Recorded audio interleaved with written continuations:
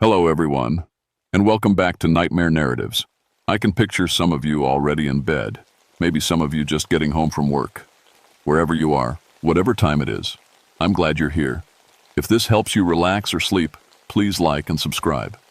It means a lot. Now let's get you comfortable, and I'll tell you tonight's story.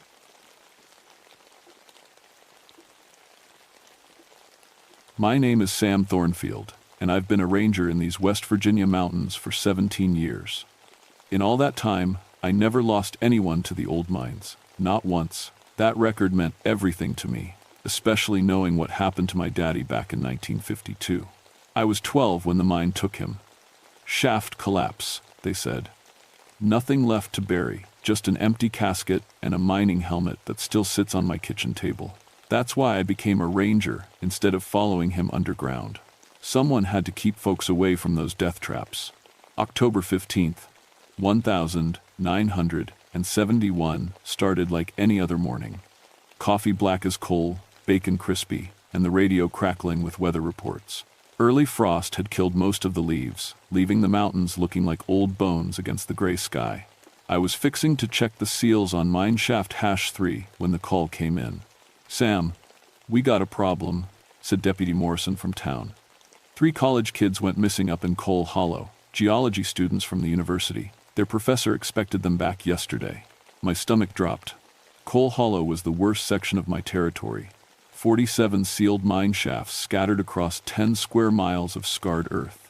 I'd posted warning signs everywhere, but young folks always thought they knew better. "When were they last seen?" I asked, already grabbing my gear. 2 days ago, camped near the old #7 shaft. Their professor found their site this morning. Tents torn up, equipment scattered around. Looks like they tried to break into the mine. I drove up the winding mountain road, my truck groaning on the steep grades. The October air smelled wrong, too much sulfur seeping up from the old workings underground. As I got closer to Coal Hollow, I noticed something else. No birds, no insects. Nothing alive making any sound at all. The students' campsite sat in a clearing about 50 yards from mine shaft #7. I'd sealed that entrance myself just 3 months ago, steel plates bolted tight over concrete. But when I got out of my truck, I felt the hair on my neck stand up. The steel plates were bent outward. From the inside, I walked closer, boots crunching on dead leaves. Fresh crowbar marks scarred the metal, and I could see where someone had worked hard to pry an opening big enough to crawl through. But those marks, they started from inside the tunnel and worked outward, like something had been trying to get out, not in.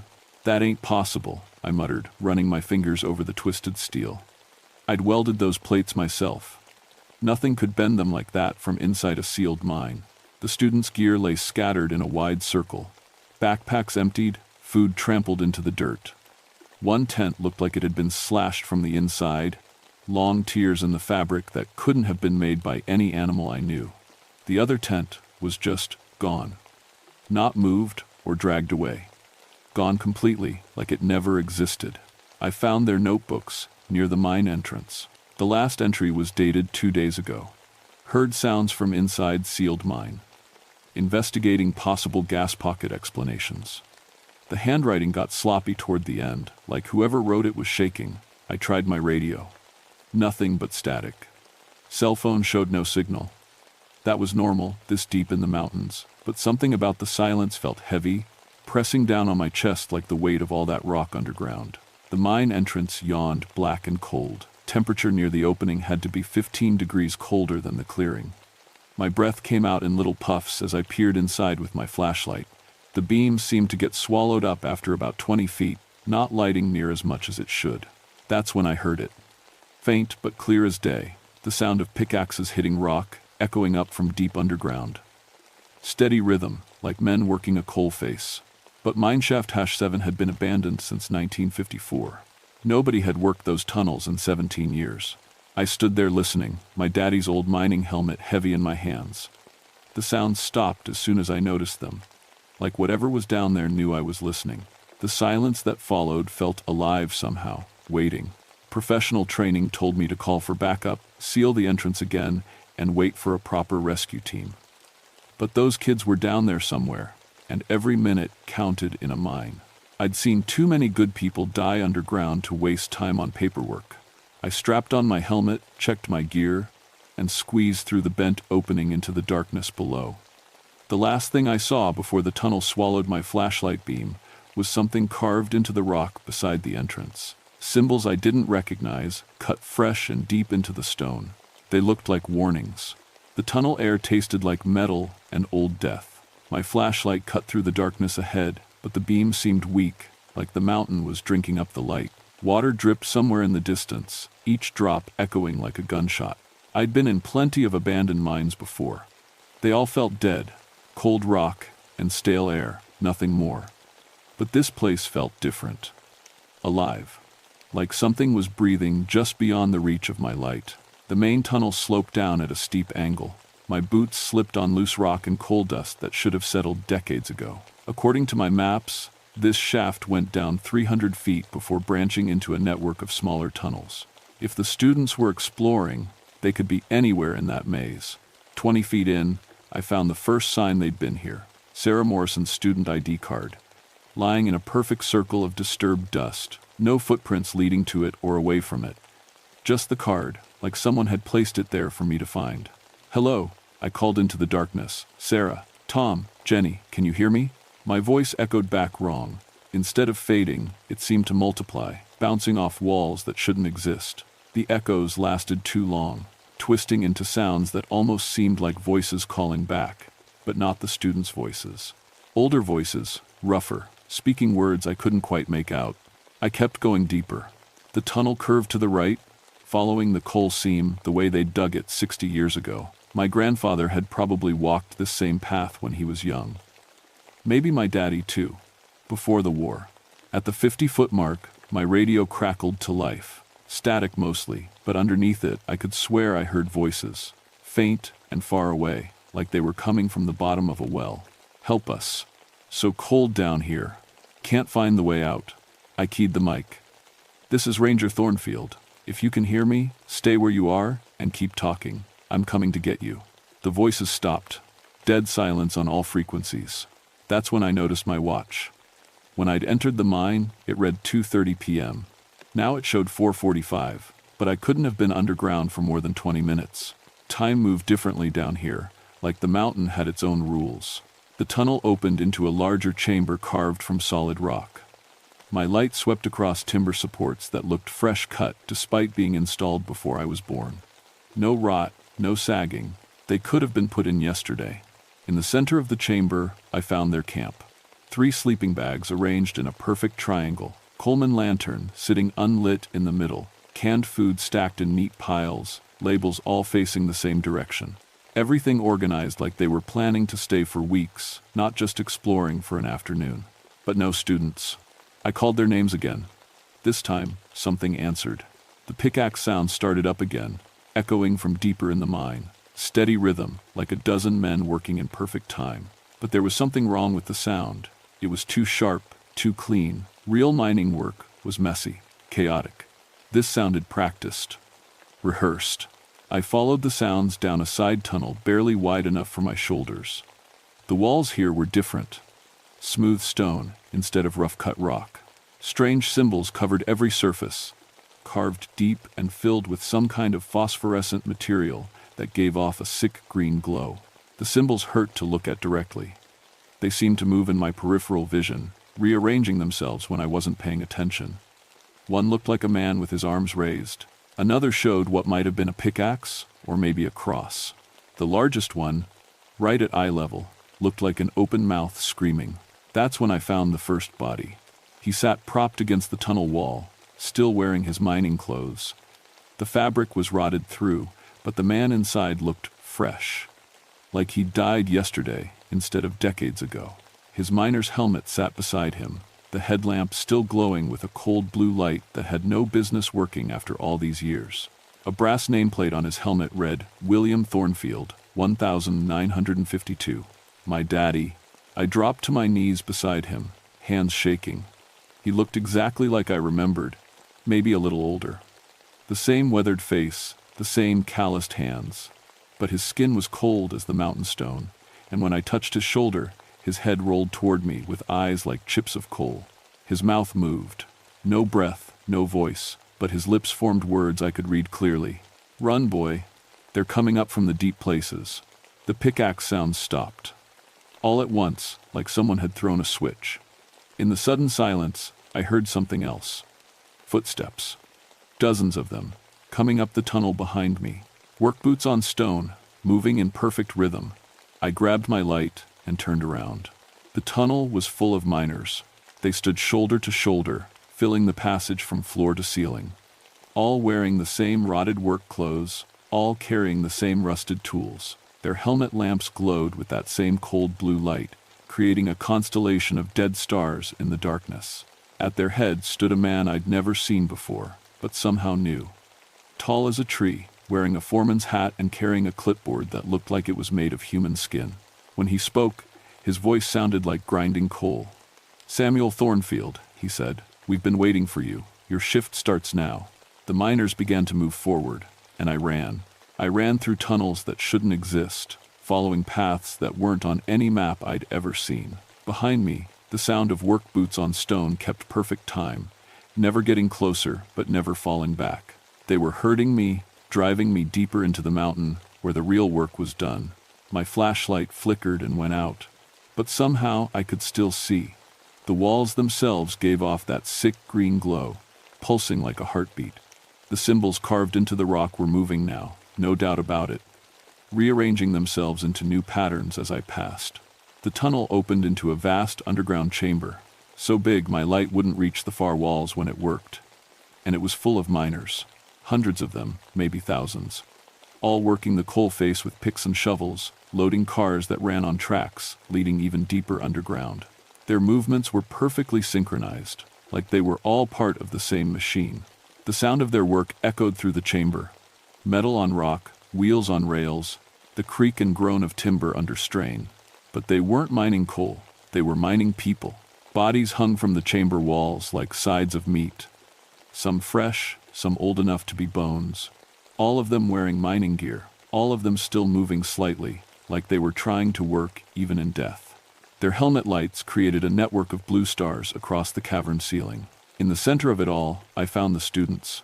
Sarah, Tom, and Jenny stood at the base of a massive coal seam, picking at the rock face with tools that looked older than the mountain itself.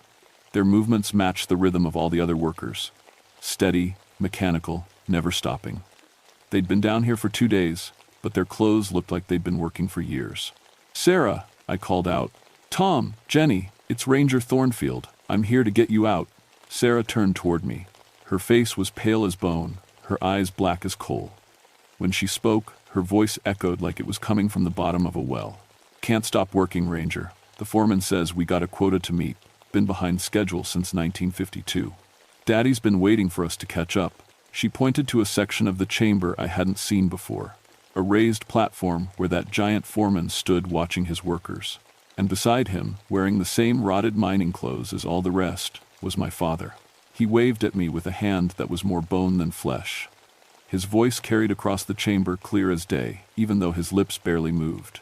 "Join us, son. The work's good here. Steady pay, steady hours, and we're all together. One big, happy family."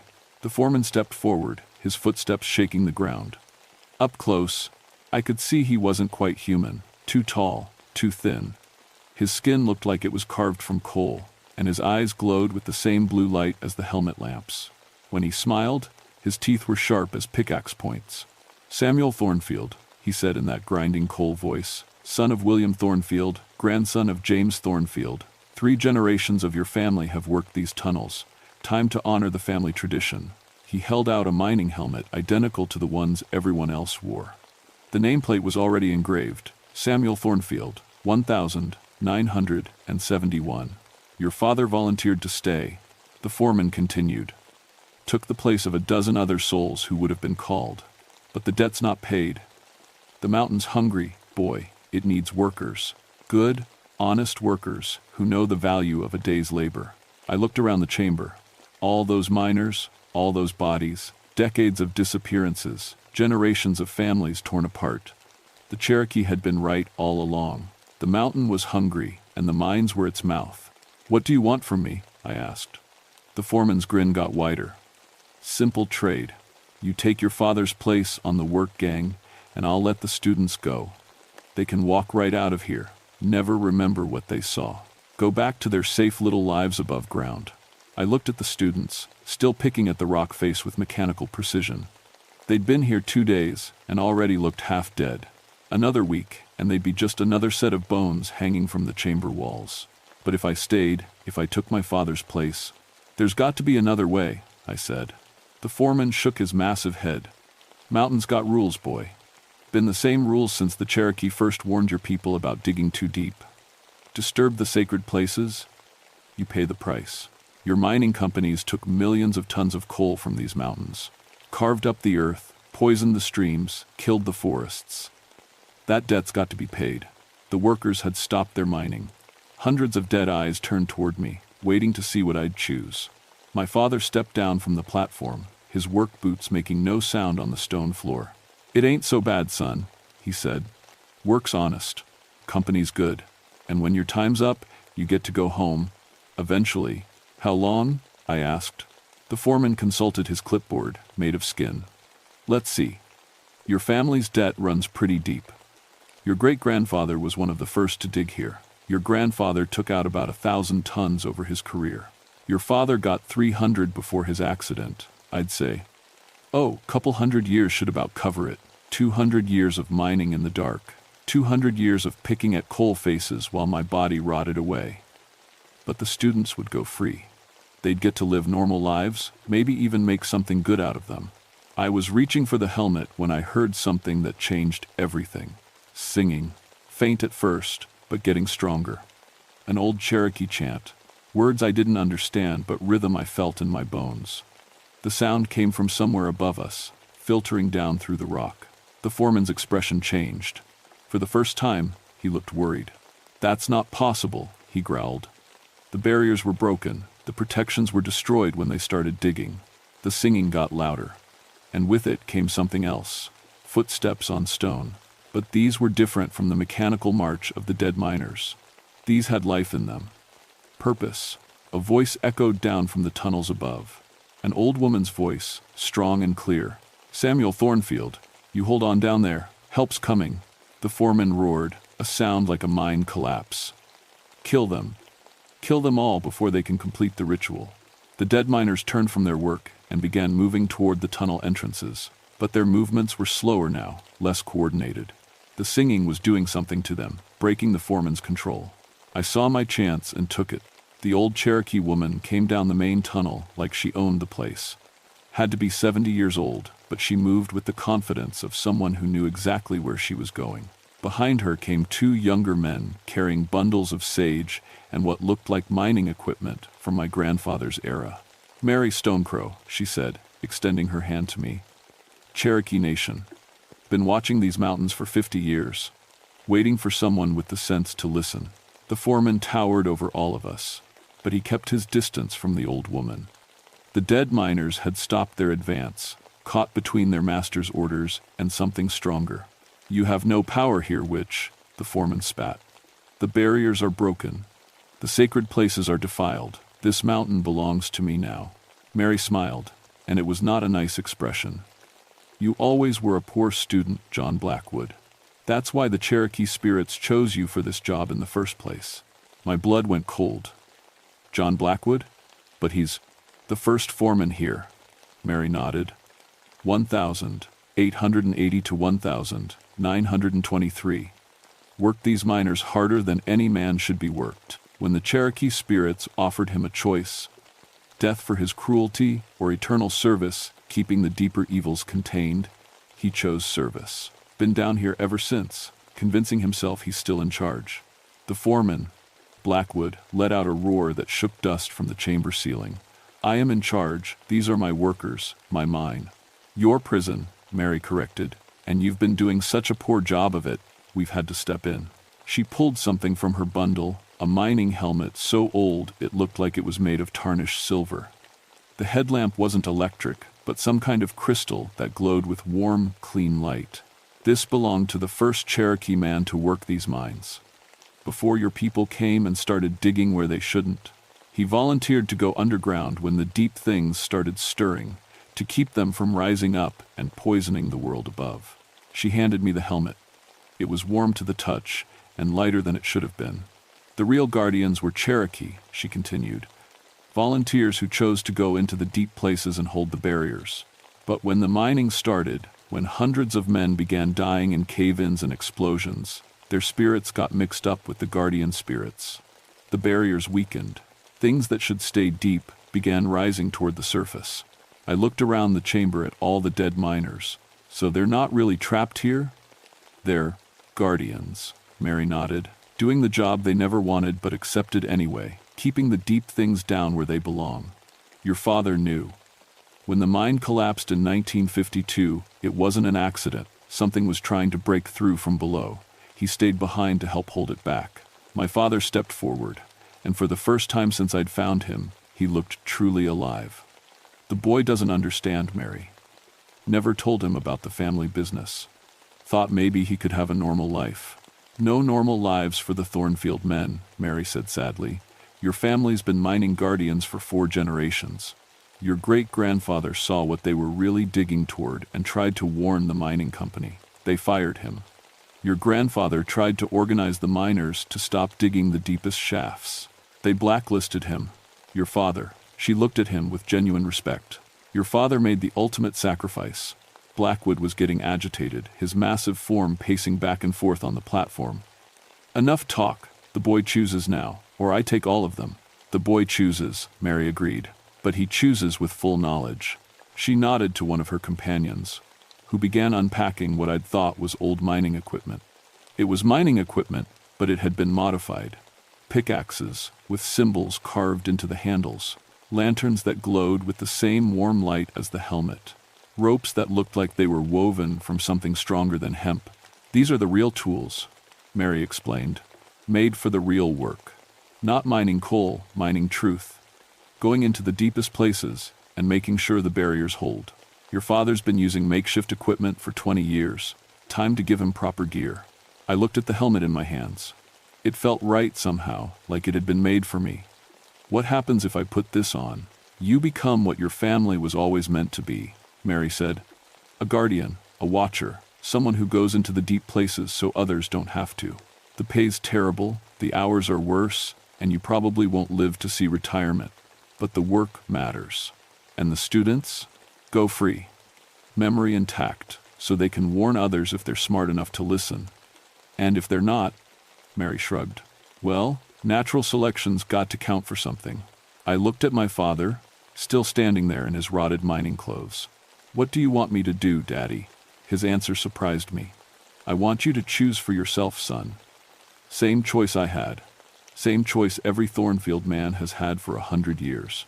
You can put on that helmet and join the family business, or you can walk away and let someone else handle the deep things. Won't think less of you either way. Blackwood laughed, a sound like grinding stone. Walk away? Boy puts on that helmet, he's mine forever, same as all the rest. Cherokee magic can't change the rules of the mountain. Cherokee magic made the rules of the mountain, Mary said quietly. And Cherokee magic can change them. She began to sing, the same chant I'd heard earlier. The other Cherokee men joined in, their voices creating harmonies that seemed to come from the stone itself. The chamber began to glow with warm light, and for the first time since I'd entered the mine, the air felt clean. The dead miners began to change. Their rotted clothes became clean work gear. Their skeletal faces filled out with muscle and flesh. Their dead eyes sparked with life and intelligence. They weren't prisoners anymore. They were volunteers.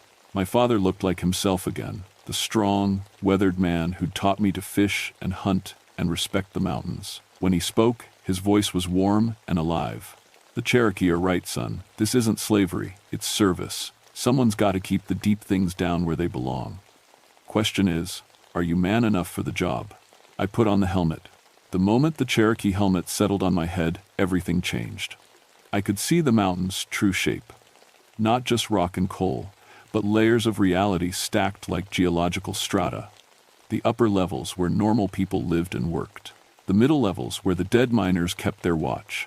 And far below, the deep places where things older than humanity stirred in their sleep. The students stood in front of me, blinking like they'd just woken from a long dream.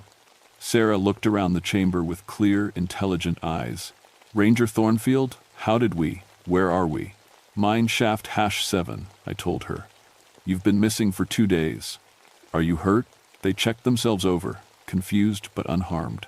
Jenny found a notebook in her pack and flipped through it with growing alarm. I don't remember writing any of this. Listen. Day 6 underground. The foreman says we're behind quota. Must work harder to honor the mountain's gift.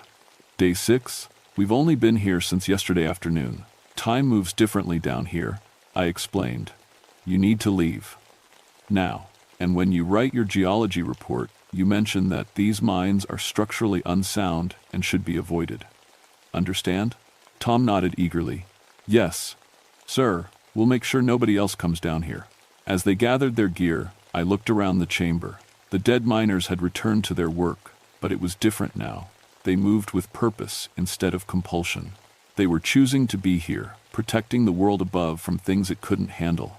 My father approached, carrying one of the modified pickaxes Mary had brought. Ready to learn the family trade, son? What exactly do we do down here? He pointed toward the deepest tunnel, where shadows moved in ways that hurt to watch. We keep them sleeping. Every few weeks, something stirs down there.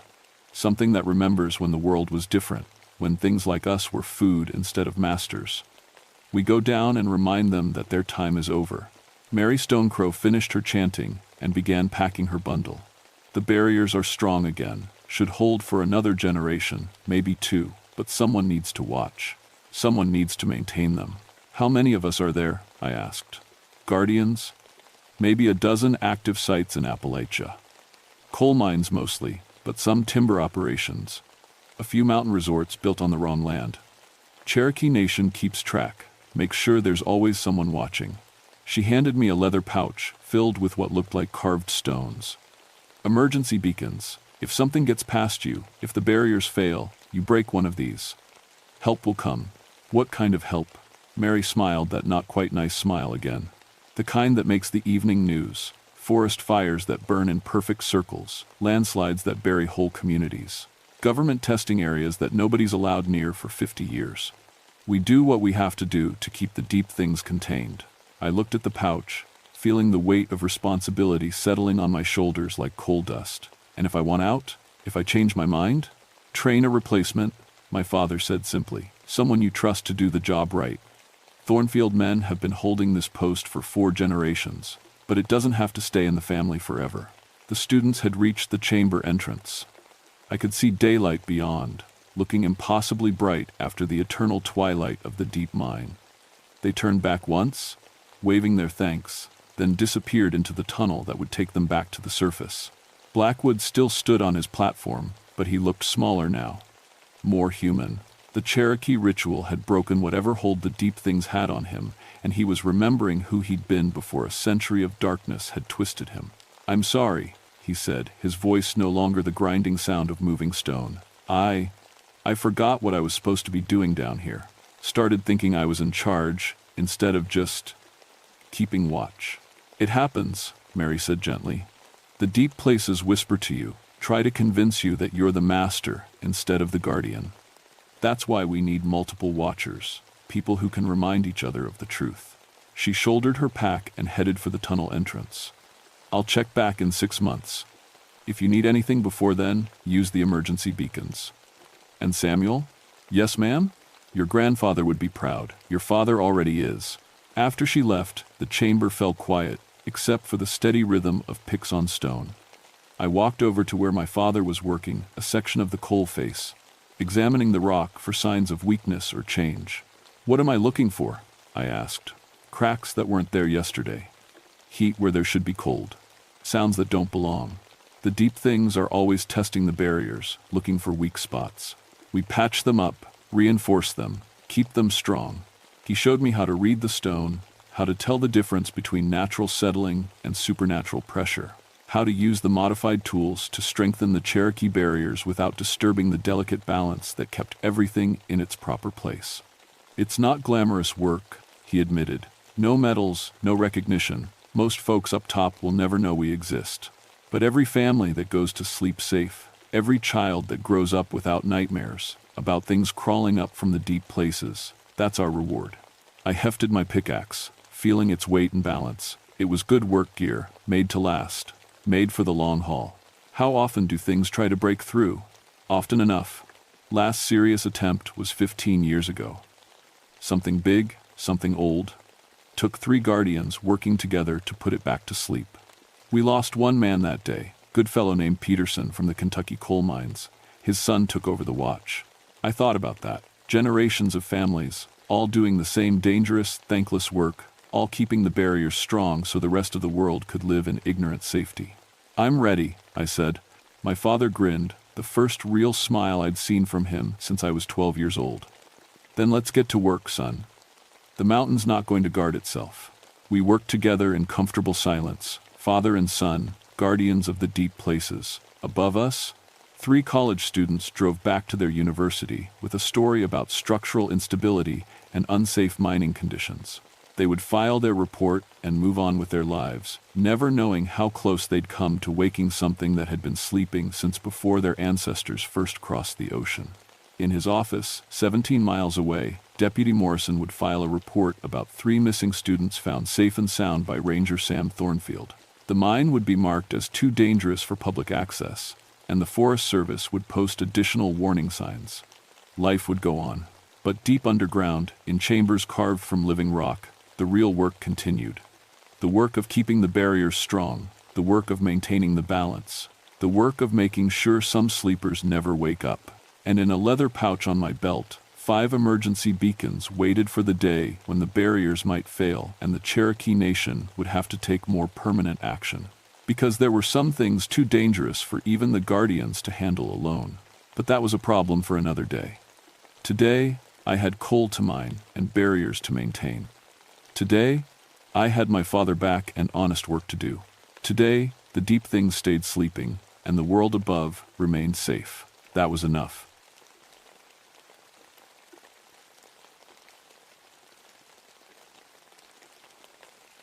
My name is Catherine Shadow Dancer, but everyone just calls me Kate. I've been a ranger on Roan Mountain for 18 years now, and in all that time, I've never seen anything like what happened last June. People always ask about my last name.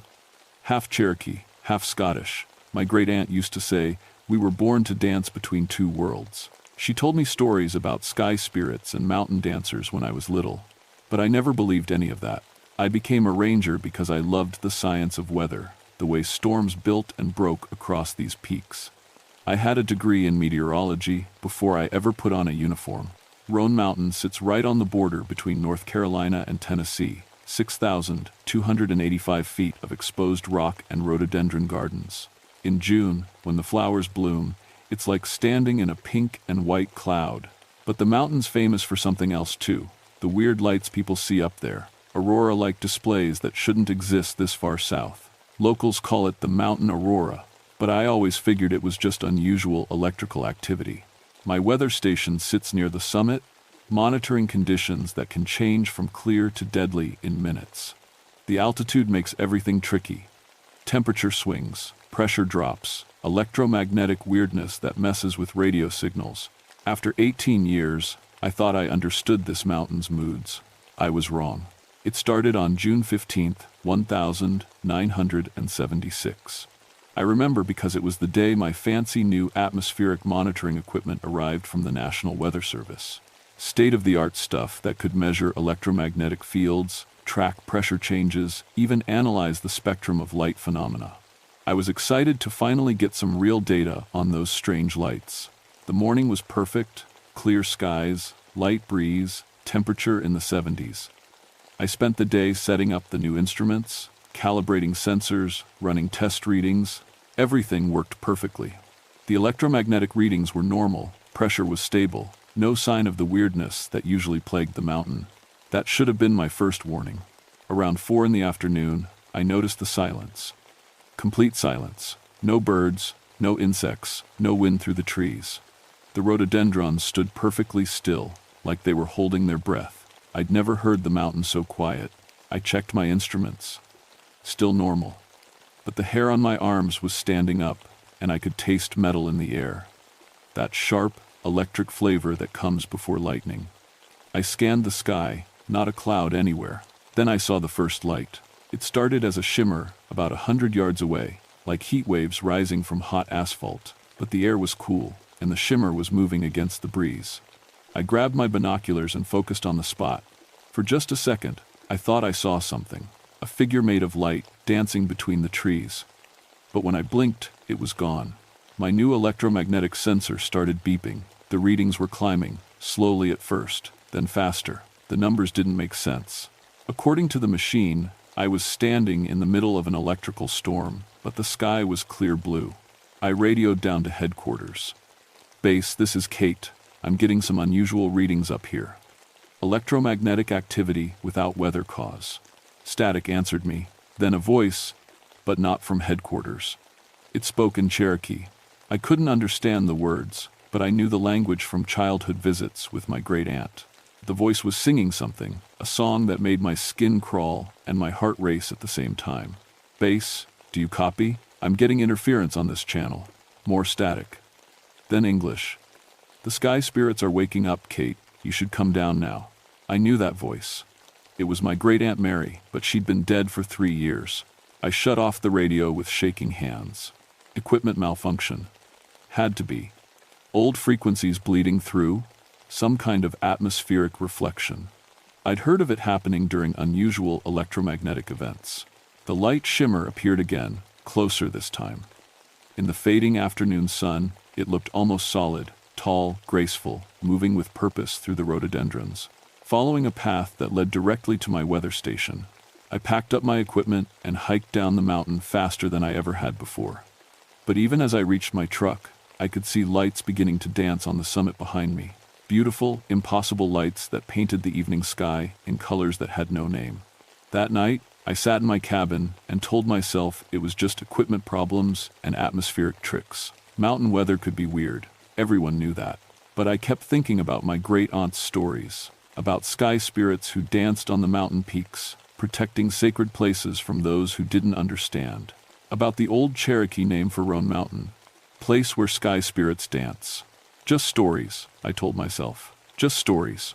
The next morning, 3 planes reported navigation equipment failures near Roan Mountain. Commercial flights had to be redirected around a 20-mile radius because their instruments went haywire when they got close. The FAA called me directly. "Ranger Shadow Dancer? This is Tom Mitchell, Air Traffic Control.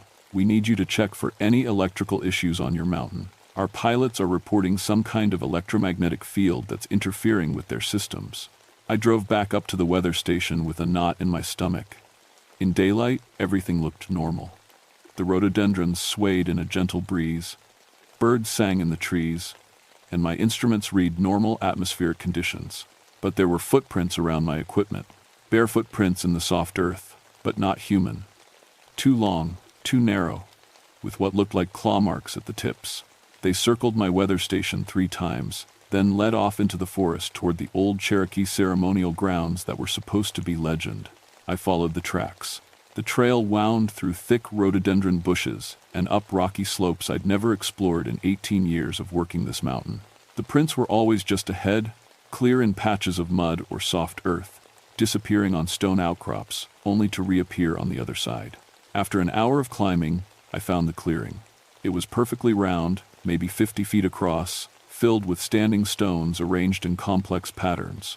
Some were natural rock formations, but others had clearly been placed by human hands or something with human intelligence. Cherokee symbols were carved into many of the stones, worn smooth by centuries of weather but still visible. In the center stood a single massive boulder, flat on top like an altar. And on that altar sat my electromagnetic sensor, the one I was sure I'd packed up the night before. The device was running, its screen showing readings that made no sense. Electromagnetic activity off the charts, temperature fluctuations of 40 degrees, atmospheric pressure that suggested I was standing at 15,000 feet instead of 6,000. But the air felt normal. Cool mountain breeze, comfortable pressure, steady temperature. I approached the altar carefully. The ground around it was marked with more of those strange footprints, dozens of them, as if a whole group had danced around the stone in some kind of ceremony. As I reached for my equipment, the prints began to fill with light. Not reflection, actual light, glowing up from inside each track like they were windows into some bright world below. The glow was soft at first, barely visible in the afternoon sun, but it got stronger, and the lights began to pulse in rhythm like a heartbeat. I grabbed my sensor and ran. Behind me, I heard singing. The same Cherokee song from my radio, but now it came from a dozen voices, maybe more. Male and female, young and old, harmonizing in a way that made the mountain itself seem to hum. I didn't stop running until I reached my truck.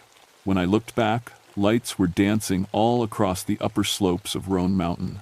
Not just shimmers this time, but clear, defined figures moving between the trees with grace and purpose. That evening, I called Cherokee Elder Thomas Skywalker.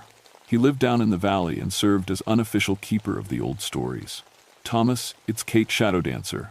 I need to ask you about something." "I've been expecting your call," he said quietly. "The spirits told me you found the dancing ground." My blood went cold. "What dancing ground?" "The place where the sky spirits gather when the mountain is threatened. Your great-aunt Mary used to talk to them, you know, before the government weather stations scared them away." "Thomas, I need to know what's really going on up there." There was a long pause. "The sky spirits are the guardians of sacred places, Kate. They protect the mountain from those who would harm it or use it without permission. They've been sleeping for many years, but something has awakened them." "What kind of something?" "Well, Punav. Someone who belongs to both worlds. Someone with the old blood and the new knowledge. Someone who can bridge the gap between the spirits and the modern world." I felt sick. "You think it's me?" "I think," Thomas said gently, "that your great-aunt left you more than just stories." That night, I couldn't sleep. Every time I closed my eyes, I saw dancing lights and heard Cherokee songs on the wind. Around midnight, I gave up and went outside to look at the mountain. The entire summit was glowing. Not with fire or electric lights, but with a soft, pulsing radiance that seemed to breathe with life. And in that glow, I could see them clearly for the first time. Figures of light moving across the peak in elaborate dances. Tall and graceful, they spun and leaped and gestured to the sky as if conducting the very stars. There had to be dozens of them, maybe hundreds, all moving in perfect harmony, and one of them was looking directly at me. Even from miles away, I could feel its attention like a physical touch. It raised one glowing arm and beckoned, then pointed to my truck. The message was clear. Come back to the mountain. Come back alone. I returned to Roan Mountain the next morning with a backpack full of supplies and a head full of doubts. The rational part of my mind kept insisting this was all some kind of electromagnetic phenomenon, maybe combined with stress and too much time alone on the mountain. The Cherokee part of my mind, the part that sounded like my great-aunt Mary, knew better. The weather station was gone. Not destroyed, not damaged, just gone. The concrete pad where it had stood for 8 years was clean and smooth, like it had never been there at all. But my new monitoring equipment sat neatly arranged in the exact center of the pad, working perfectly and showing impossible readings. According to the sensors, the electromagnetic field strength was enough to power a small city. The temperature was fluctuating between 32 and 98 degrees every few seconds, and the atmospheric pressure readings suggested I was somehow standing simultaneously at sea level and 20,000 feet. But I felt fine. Normal temperature, normal air pressure, normal everything. I was studying the readings when I heard footsteps behind me. I turned around expecting to see another hiker, maybe a tourist who'd gotten lost on the trails. Instead, I saw myself. She looked exactly like me. Same height, same dark hair, same ranger uniform, but her eyes were filled with light, and she moved with the same flowing grace I'd seen in the dancing figures. "Hello, Kate," she said in my voice. "We've been waiting for you." I stumbled backward, my hand reaching for the radio that wasn't there. "Who are you?" "I'm what you could become," she said. "What your great-aunt wanted you to become. A bridge between the worlds. This isn't real. You're not real." She smiled, and her skin began to glow with soft, warm light. "Reality is more flexible on sacred ground. Your people knew this once. They danced with us, learned from us, helped us protect the places that matter. My people? Cherokee and Scottish both. The mountain folk always knew about the thin places where spirits could cross over. Roan Mountain is one of the thinnest places of all. The other me began to fade, becoming translucent. But there's something you need to see first. Something that will help you understand why we need you." She gestured toward the trail, leading deeper into the mountain. "The research team arrived this morning. They're setting up equipment in the heart of the sacred ground. If they succeed, they'll drive us away forever." "What research team?" But she was already gone, leaving only the faint scent of rhododendrons and ozone. I followed the trail she'd indicated, hiking deeper into parts of the mountain I'd never explored. The path was old, centuries old, maybe worn smooth by countless feet over generations, Cherokee feet, based on the symbols carved into trees along the way. After 2 hours of steady climbing, I heard voices and the hum of electrical equipment. The research team had set up a full science camp in another circular clearing, this one even larger than the first. Expensive-looking instruments covered every inch of available space: computers, sensors, satellite dishes, generators humming loudly enough to drown out the natural sounds of the forest. 3 people in white lab coats moved between the machines, taking readings and making notes. They hadn't noticed me yet, so I crept closer to listen. "Electromagnetic readings are off the charts," a young woman was saying. "Whatever's causing this phenomenon, it's centered right here. Could be some kind of natural electromagnetic resonance," said an older man. "Mineral deposits, underground water, maybe volcanic activity." The third person, a middle-aged woman with gray hair, shook her head. "The patterns are too regular, too complex. This looks almost intentional." "You're suggesting intelligence?" The older man laughed. "What? Little green men?" "I'm suggesting we don't understand what we're looking at yet." I was about to step into the clearing and introduce myself when the equipment started going crazy. Alarms blared, screens flickered, and several monitors showed readings that made no sense. Negative temperatures, impossible electromagnetic spikes, gravitational anomalies. Then the lights appeared. They rose from the ground like glowing mist, swirling around the clearing in patterns too beautiful and complex to be natural. The research team stopped working and stared, their scientific instruments forgotten. "Are you getting this?" the young woman whispered. But their cameras showed only empty air. Their sensors registered nothing unusual. According to their equipment, the clearing was completely normal. The lights began to take shape, human-like figures made of soft radiance, spinning and dancing around the frightened scientists.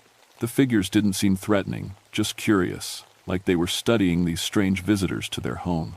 Then one of the researchers made a mistake. The older man grabbed a device that looked like a cross between a vacuum cleaner and a radio antenna. "Electromagnetic capture array," he announced. "If these are some kind of plasma formation, we should be able to contain them for study." He flipped a switch, and the machine roared to life with a sound like a tornado made of electricity. The dancing lights recoiled as if they'd been burned. Their soft glow turned harsh and angry, and the temperature in the clearing dropped 20 degrees in seconds. The scientist tried to aim his machine at the nearest light figure. The being looked directly at him and screamed. It wasn't a human scream. It was the sound of wind through broken trees, of ice cracking on deep water, of loneliness that had lasted 1,000 years. The sound went through me like a knife, and I fell to my knees with my hands over my ears. When I looked up, the research camp was in chaos. Equipment sparked and smoked, computers showed error messages in languages that didn't exist, and the 3 scientists were running for the tree line as fast as they could move. But the electromagnetic capture device was still running, still pulling at the light beings like a magnet pulls iron filings. And they were getting weaker. I could see them fighting the machine's pull, their forms growing dim and ragged as it drained their energy. They were trying to flee, but the device was too strong. Without thinking, I ran into the clearing and kicked the machine as hard as I could. It toppled over with a crash of sparks and broken glass, and the terrible pulling sensation stopped. The light figures surrounded me immediately. I should have been terrified, but instead I felt welcomed.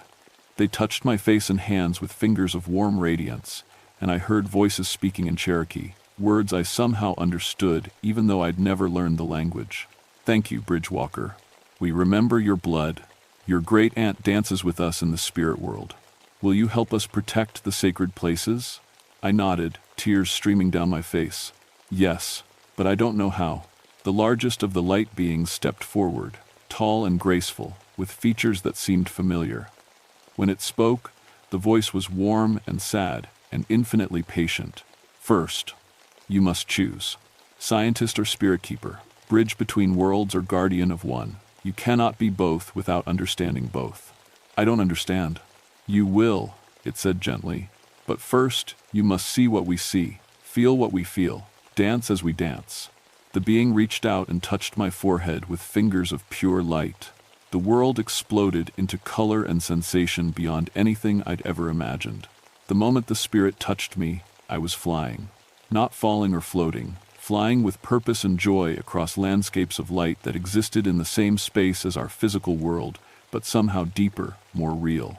I could see both versions at once, the ordinary mountain with its trees and rocks, and the spirit realm of dancing energy and living light that occupied the same territory. This is how we see your world, the spirit said, its voice now coming from inside my own thoughts. Life layered upon life, energy flowing through everything, connections that bind all things together. Below us, I could see the streams of light that connected every living thing on the mountain, glowing threads that pulsed with shared vitality. The rhododendrons were part of a vast network, their roots and branches creating pathways for spiritual energy. The birds carried messages between different parts of the mountain ecosystem. Even the rocks hummed with slow, ancient songs. And the sacred places blazed like stars. We are the guardians, the spirit continued. Not rulers, not owners, guardians. We help maintain the balance, keep the energy flowing, protect the connections that keep this place alive. But why did the research equipment hurt you? The spirit's sadness washed over me like cold wind. It tried to capture us, trap us, turn us into data for study, but we are not things to be captured.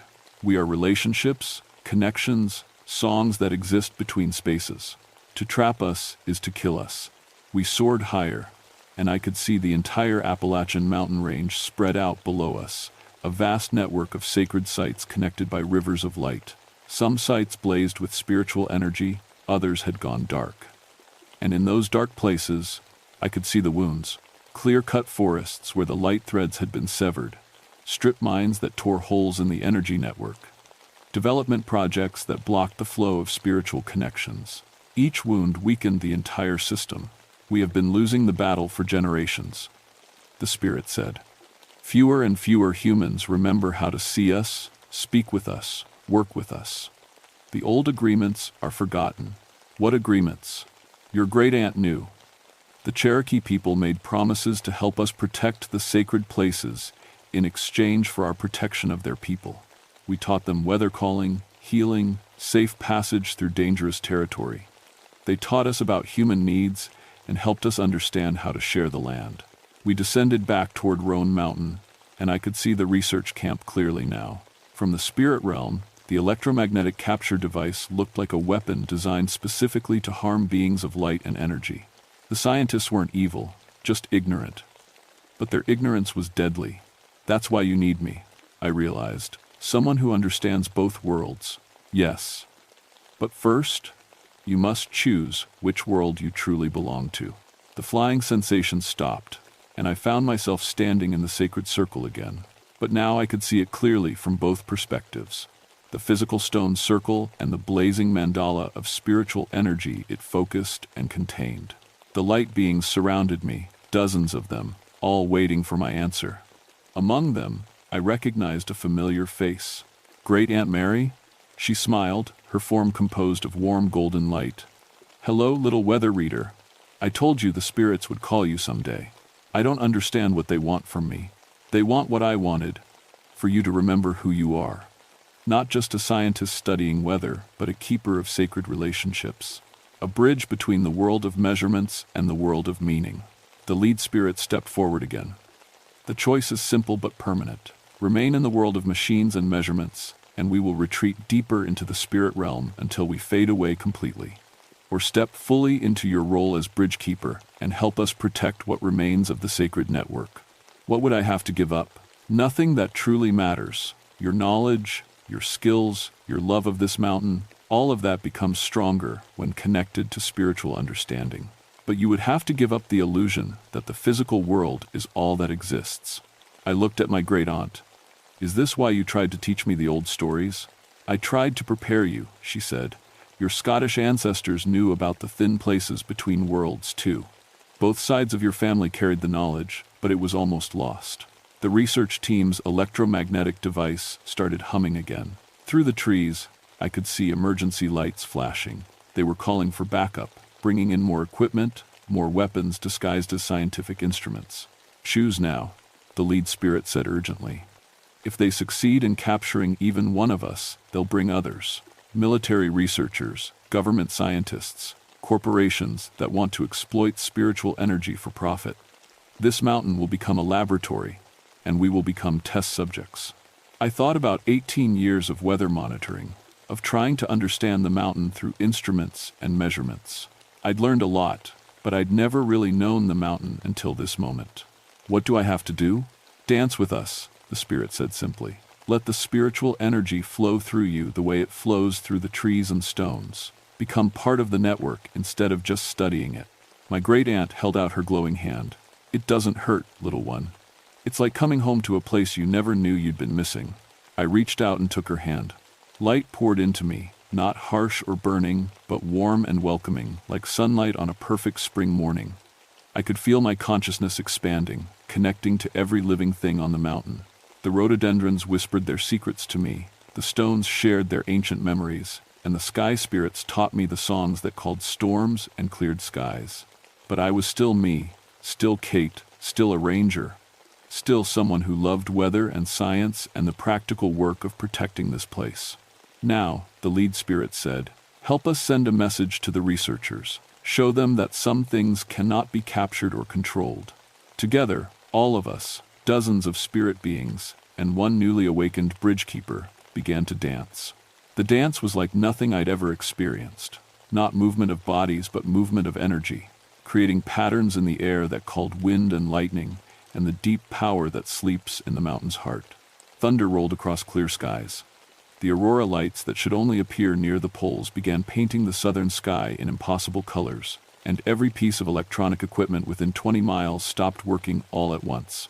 In the research camp below, alarms fell silent, computers went dark, and the electromagnetic capture device died with a final, defeated whine. The message was clear: this mountain is protected. Some things are not meant to be captured. The dance continued until dawn, and when the sun rose, everything had changed. The research team left that same morning, their equipment mysteriously broken beyond repair. Their official report blamed unprecedented electromagnetic anomalies for the equipment failures and recommended that Roan Mountain be classified as unsuitable for atmospheric research. But I stayed.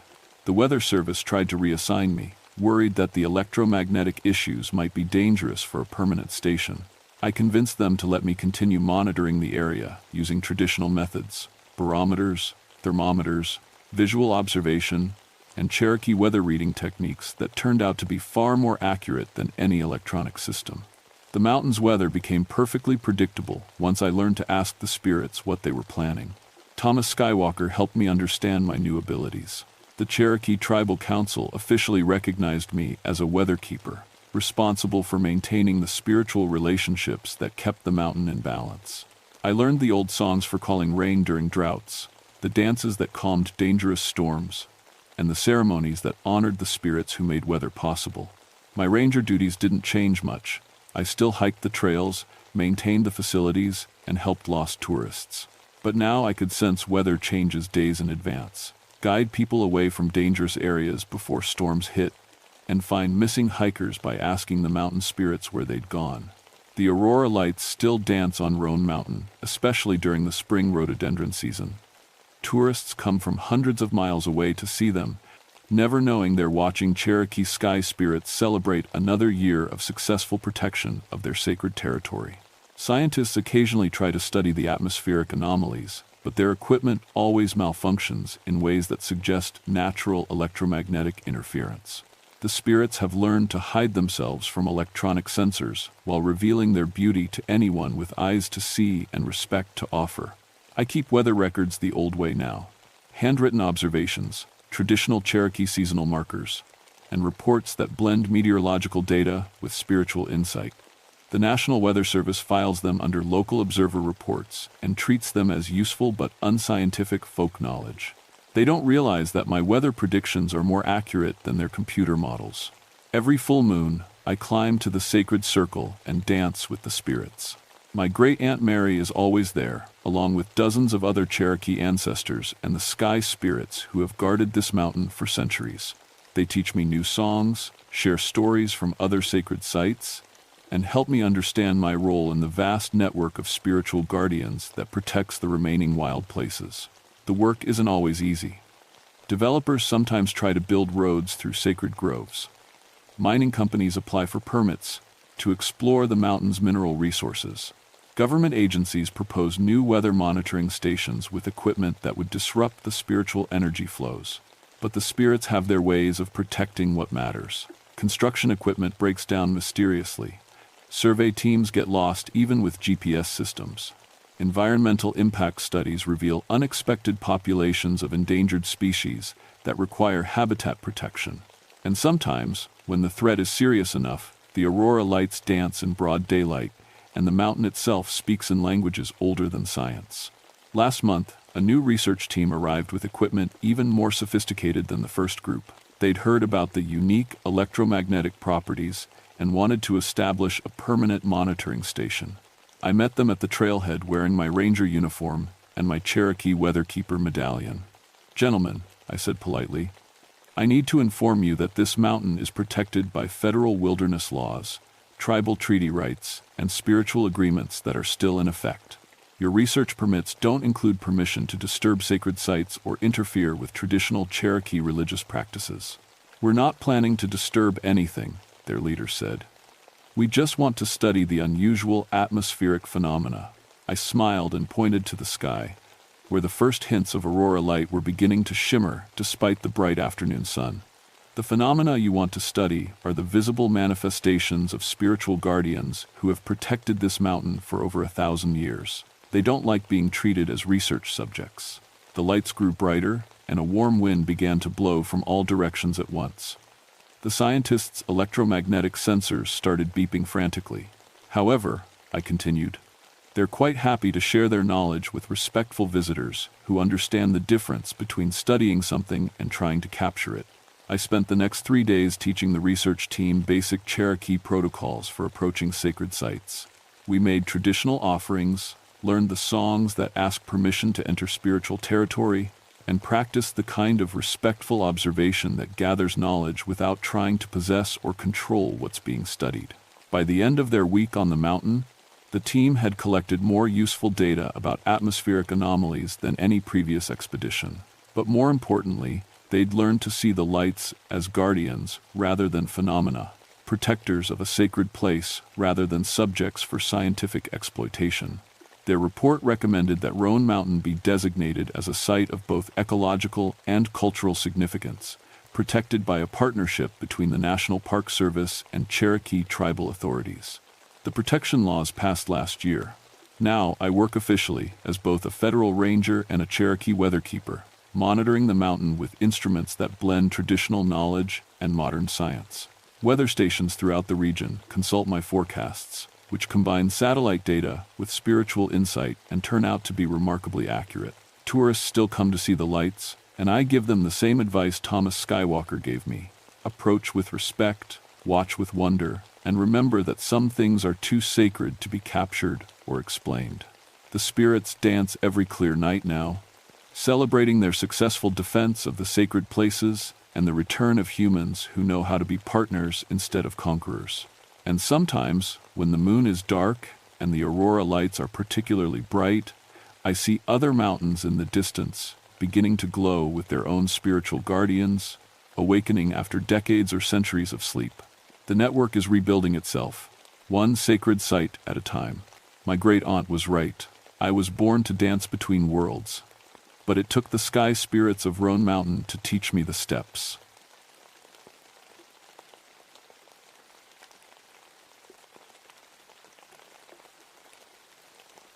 My name is Martha Windcutter, but everyone calls me Marty. I've been a park ranger for 15 years, and I've never lost anyone on my watch. Not once. That's something I'm proud of, especially working the winter rescue beat in the Chattahoochee National Forest. When the snow starts falling and the temperatures drop below freezing, I'm the one they call. Blood Mountain is the highest peak in Georgia, and it's my territory. The Cherokee used to call it Udweyusdi, where they had the fight. My grandmother told me that story when I was little. She was Cherokee, full blood, and she knew things about these mountains that you won't find in any ranger manual. She always warned me about the hunger spirits that came with the worst winter storms. I used to think those were just old stories meant to keep kids from wandering off in bad weather. I should have listened to her more carefully. February 1983 brought the worst blizzard Georgia had seen in 50 years. The snow started falling on a Tuesday morning and didn't stop for 3 days. By Thursday, we had 8 feet of snow on the ground and winds hitting 60 miles per hour. The temperature dropped to 20 below zero, cold enough to kill you in minutes if you weren't prepared. That's when the call came in. 6 winter hikers were 3 days overdue. They'd been planning a week-long trek through the Blood Mountain wilderness, experienced folks with good gear. The kind of people who usually know better than to get caught in weather like this. I suited up in my winter rescue gear, the heavy-duty stuff that keeps you alive in conditions that would freeze most people solid. I've survived worse than this. Hell, I survived a plane crash in the Canadian wilderness when I was in the military. Spent 2 weeks living off bark and snow until a Cree hunting party found me. That's where I learned real winter survival, not from books, but from people who'd been doing it for generations. The missing group had filed a proper itinerary. 6 people, 2 couples in their 30s, and an older pair celebrating their retirement. They'd planned to set up base camp near Byron Reese Trail and do day hikes from there. Good plan, smart route. These weren't stupid city folks playing mountain man. So why hadn't they come back? I loaded my snowmobile with emergency supplies and headed up the mountain. The wind was howling so loud I had to use hand signals to talk to my radio dispatcher. Normal winter storm stuff, nothing I hadn't handled before. But there was something different about this cold. It seemed to bite deeper than it should, like it was reaching right through my gear to grab my bones. The first sign of trouble was their base camp. I found it after 2 hours of fighting through snowdrifts taller than my head.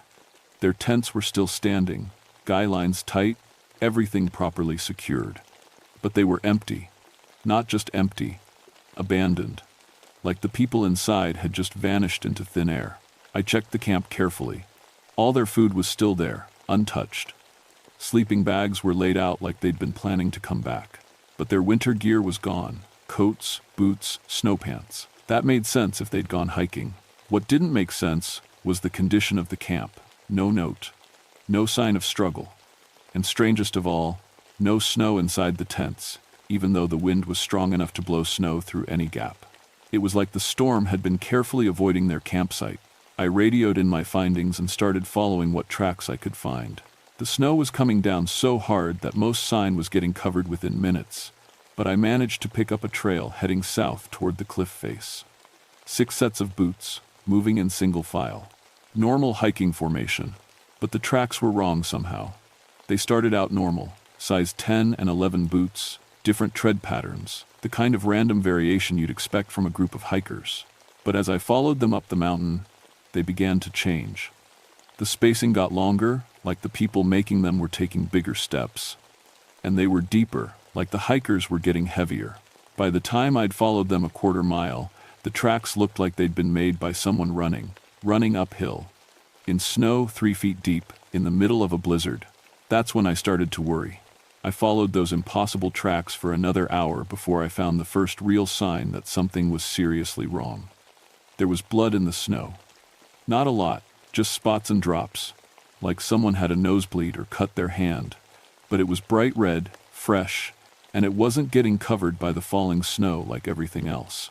The blood trail led to a rocky outcrop about 50 yards off the main trail.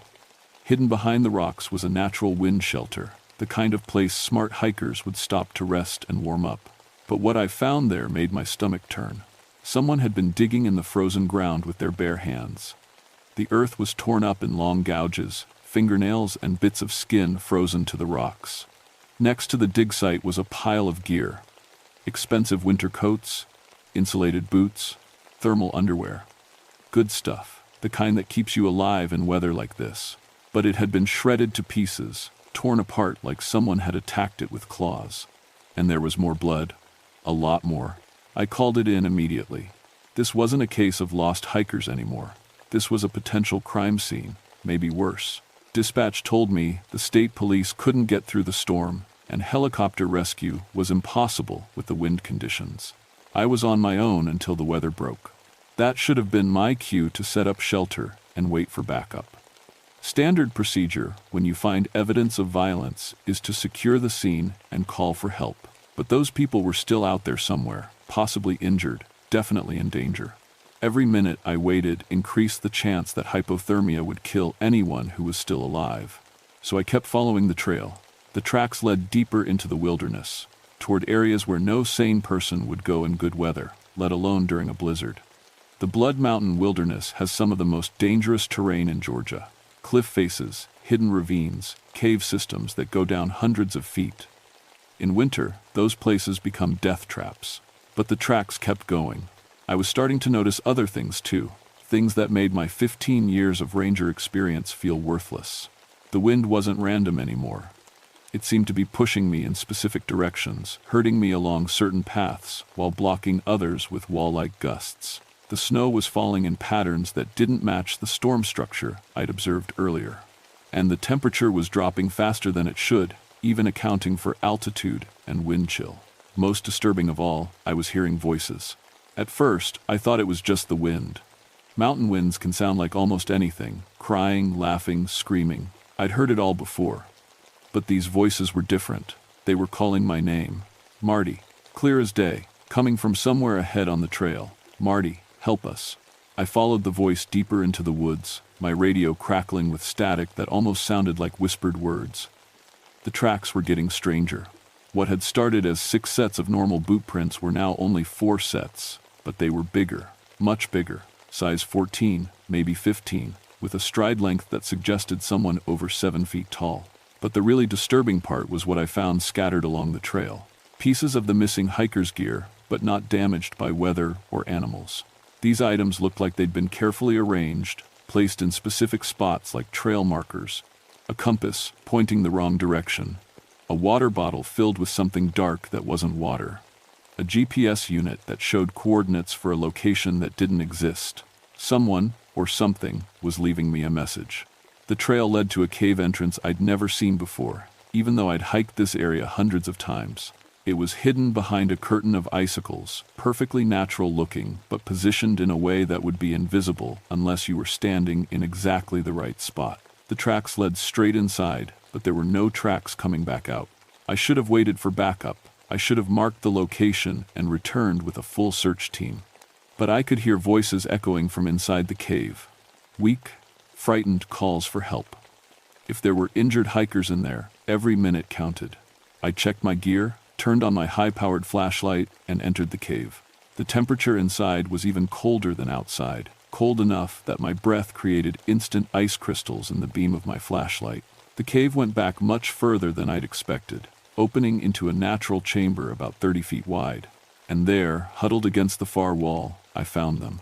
4 of the 6 missing hikers. But something was terribly wrong. They were alive, conscious, and apparently uninjured. But they'd been in sub-zero temperatures for 3 days without adequate shelter, and they showed no signs of hypothermia. Their skin wasn't blue or frostbitten. They weren't shivering. They were just sitting there in light clothing, looking at me with eyes that reflected my flashlight beam like an animal's. "Thank God you found us," said the woman who'd been listed as the group leader. Her voice was normal, relieved, exactly what I'd expect from someone who'd been rescued. But she was wearing a thin cotton shirt and jeans. No coat, no gloves, no winter gear at all. In 20 below weather. And she wasn't cold. "Where are the other 2?" I asked, playing my light around the cave. "Your group was listed as 6 people. The 4 of them looked at each other, and something passed between them that I didn't like. A shared understanding, like they were deciding what story to tell me. We lost them on the first day," said one of the men. "They went ahead to scout the trail and never came back. But his tracks were among the ones I'd followed to this cave." I was sure of it. "We need to get you out of here," I said. "The weather's too dangerous to." That's when I heard it. A sound that made every hair on my body stand up straight. It was coming from deeper in the cave, from passages that my flashlight couldn't reach. a low, rumbling growl that sounded like it was coming from something much larger than any animal that should exist in these mountains. Something that was getting closer. "Did you hear that?" I whispered, training my flashlight toward the back of the cave. The 4 rescued hikers looked at me with expressions of perfect innocence. "Hear what?" asked the woman. The growling came again, louder this time, echoing through passages that seemed to go much deeper into the mountain than any cave system I knew about. But the hikers didn't react at all. They sat there like they couldn't hear a sound that was making my eardrums vibrate. That's when I noticed the smell. Sweet and cloying, like meat that had been left out too long. It was coming from deeper in the cave, but it was also coming from the people I was supposed to rescue. "We need to leave. Now," I said, backing toward the cave entrance. "Oh, but you just got here," said the man who'd supposedly lost his companions. When he smiled, I caught a glimpse of teeth that were too sharp, too white. "We've been waiting for you, Marty." I hadn't told them my name. My hand went to my radio, but all I got was static, mixed with what sounded like voices speaking in a language I didn't recognize. Cherokee, maybe, but older than anything my grandmother had ever taught me. The growling was getting closer, and now I could hear footsteps. Heavy, dragging footsteps that suggested something large was moving through the dark passages behind the chamber. The hikers were still smiling at me, but their eyes reflected my flashlight with a greenish glow that wasn't quite human. I backed toward the cave entrance, keeping my light trained on the 4 people who were supposed to be victims. But they weren't moving like people anymore. They rose from their sitting positions in one fluid motion, like marionettes being pulled by strings, and when they turned to face me fully, I saw that their winter clothes weren't just torn, they were stained with something dark. "You can't leave yet," said the woman.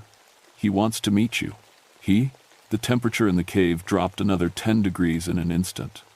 My breath came out in great white clouds, but the 4 hikers weren't breathing at all. No visible breath, no rise and fall of their chests.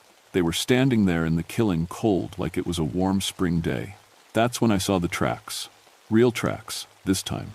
Something had been moving through this cave recently. Something with claws instead of feet. Something that left gouges in the stone floor. The tracks were fresh, and they led from the deeper passages to where the hikers had been sitting. And then back again. "The others are still here," I said, understanding flooding through me like ice water. "The 2 missing hikers, they're still in the cave." "Oh yes," said one of the men. His voice had changed, become deeper, with an odd echoing quality like he was speaking from the bottom of a well. "They're here. They're with him now. Learning." The footsteps from the back passages were getting louder. Whatever was making them was big. Bigger than any bear. Bigger than any animal that should exist. But mixed in with the heavy steps, I could hear something else. Human voices, speaking in unison, chanting words in that ancient language. I turned and ran. Behind me, I heard laughter. Not human laughter, something cold and hungry and patient. The kind of sound a predator makes when it knows its prey can't escape. I made it to the cave entrance before I realized my mistake. The curtain of icicles that had hidden the cave was gone. In its place was solid rock, like the opening had never existed at all. I was trapped inside with whatever those things used to be, and whatever was coming from the deep passages. My flashlight beam swept frantically across the cave walls, looking for another way out. That's when I found the drawings. They covered every surface of the cave. Ancient petroglyphs that looked Cherokee but older, more primitive. The drawings showed stick figures being hunted by something tall and thin with too many joints. They showed people changing, transforming, becoming something else. And they showed winter. Always winter, with storms and cold and darkness. At the center of the largest drawing was a figure that made my blood freeze. It was roughly human-shaped but wrong in every detail. Too tall, too thin, with arms that reached to the ground and a head that seemed too small for its body. Its mouth was open in what might have been a scream or a roar, and around it were smaller figures, people who looked like they were bowing down or feeding it. The Cherokee called it the winter hunger, my grandmother had said. The spirit that comes when people forget how to respect the cold. The footsteps stopped. The cave went completely silent except for the sound of my own harsh breathing. Even the 4 transformed hikers had gone quiet, standing motionless like they were waiting for something. Then I heard my grandmother's voice, clear as day, speaking Cherokee words I hadn't heard since childhood. "When the hunger comes, you must remember who you are." But it wasn't coming from my memory. It was coming from behind me. I turned around, and there she was. My grandmother, looking exactly like she had when I was 10 years old. She was wearing traditional Cherokee winter clothes, buckskin and fur, decorated with beads and feathers.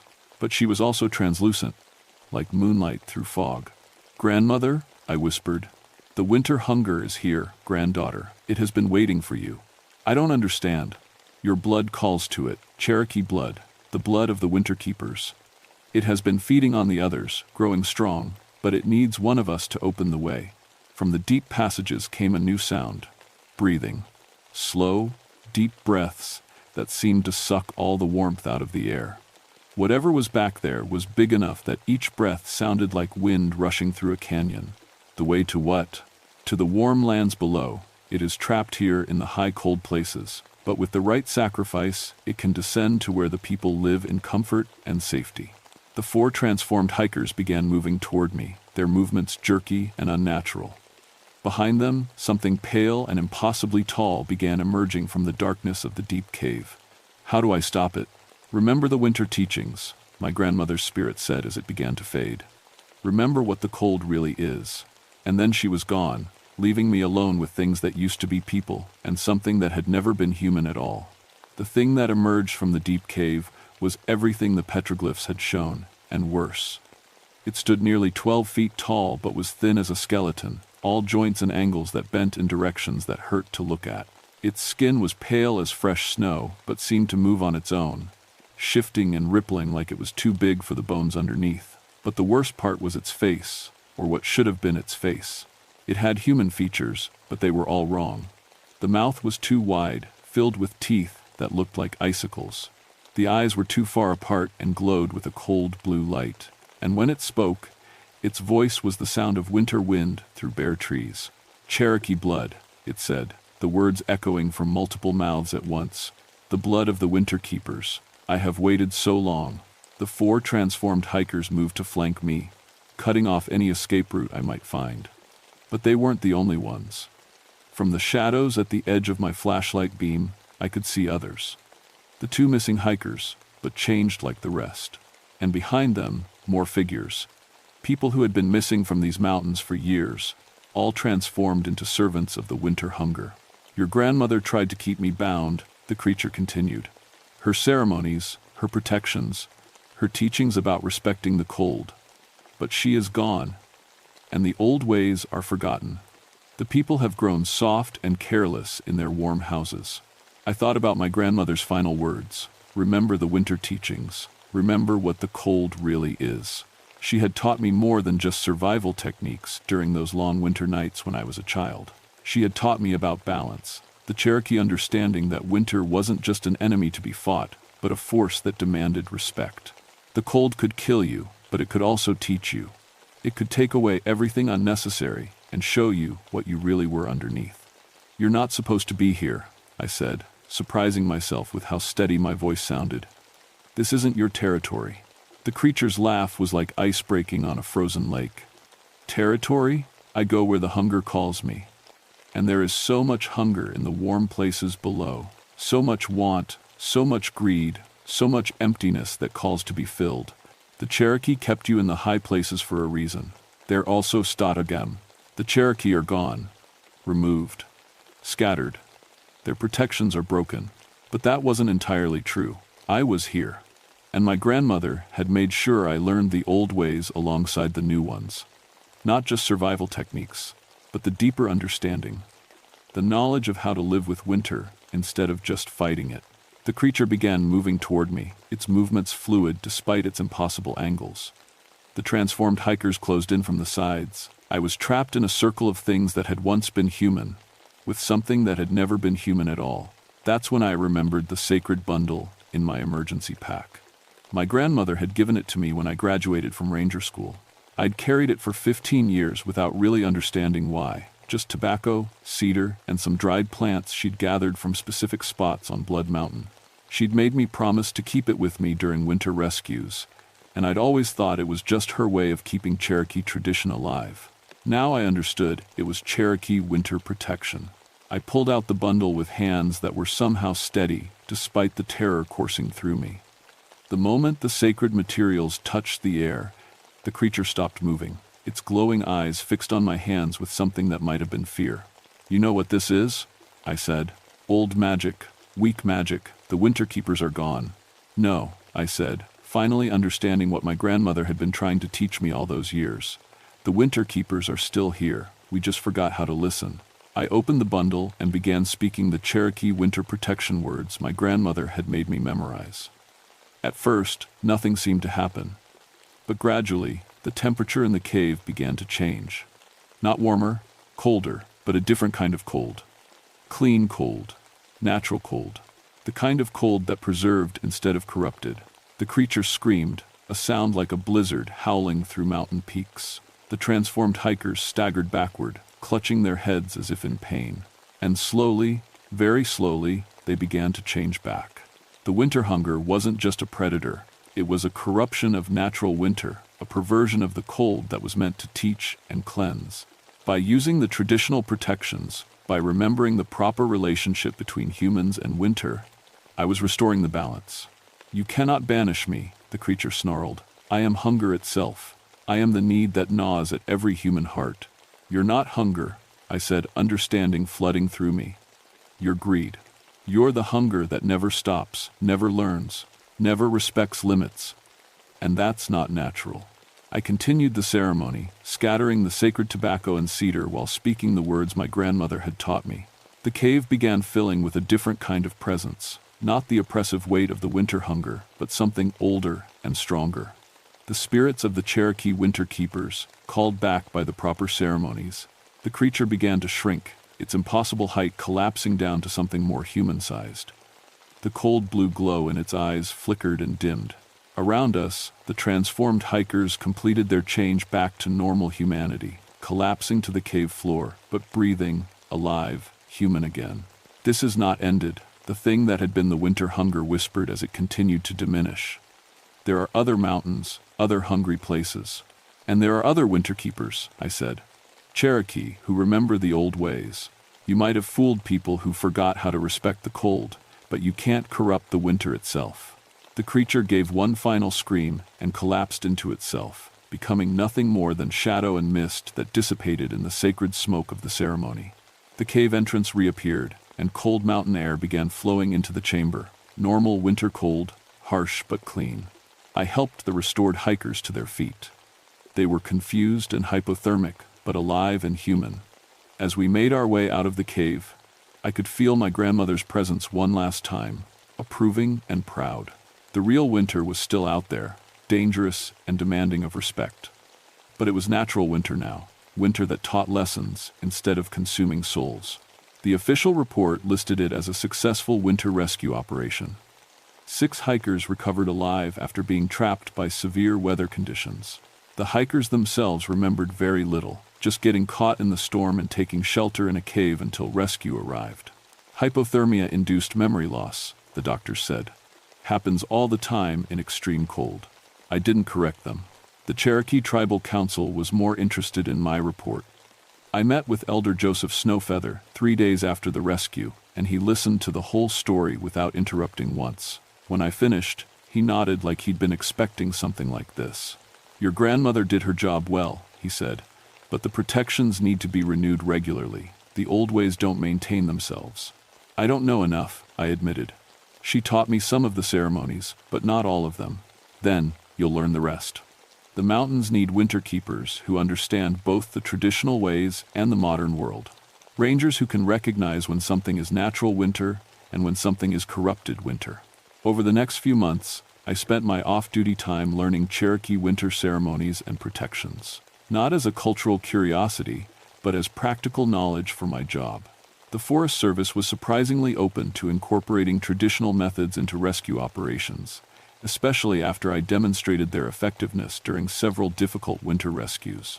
I also started noticing things I'd missed before, signs of spiritual activity in the mountains, places where the natural balance was strong or weak. Other rangers began reporting unusual winter incidents, and I found myself consulting on cases throughout the southeast mountain region. The winter hunger wasn't entirely gone. Something that ancient and hungry doesn't just disappear completely. But it was contained again, held in the high cold places where it belonged, kept in check by proper ceremonies and traditional respect for winter's power. I carry my grandmother's sacred bundle on every winter rescue now, along with my modern equipment. And I teach other rangers about the importance of understanding local folklore and traditional ecological knowledge. Not because I believe every old story, but because some of those stories contain information that can save lives. 3 years later, I'm still a ranger on Blood Mountain. I still haven't lost anyone on my watch. But now I understand that losing someone can mean more than just failure to prevent death from exposure. It can mean losing them to something that feeds on human weakness and disrespect for natural forces. The hikers I rescued that day all returned to their normal lives, but they changed their winter hiking habits. They take more precautions now, show more respect for severe weather. None of them remember exactly why, but something deep inside them learned to fear the kind of hunger that pretends to be natural cold. Sometimes, on the worst winter nights, when the temperature drops below zero and the wind howls through the peaks, I can feel the winter hunger testing the boundaries of its prison. Looking for cracks in the protection ceremonies, searching for people who have forgotten how to respect winter properly. But I'm watching. And I'm not the only one anymore.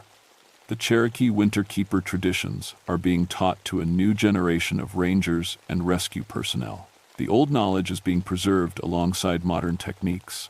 My grandmother was right. Winter teaches you who you really are underneath all the unnecessary things. And what I learned is that I'm a bridge between two kinds of knowledge, traditional and modern, both necessary for keeping people safe in dangerous places. The mountains are still dangerous. Winter is still deadly if you don't respect it properly. But now I know the difference between natural winter that tests and teaches, and corrupted winter that only consumes. And I know how to make sure the winter hunger stays where it belongs, in the high cold places, far from the people it would devour. Some nights, when the wind is just right, I swear I can hear my grandmother's voice carried on the mountain air, speaking the old protections that keep the balance between human need and natural power. The winter keepers are still here, we're still watching, and we're still learning.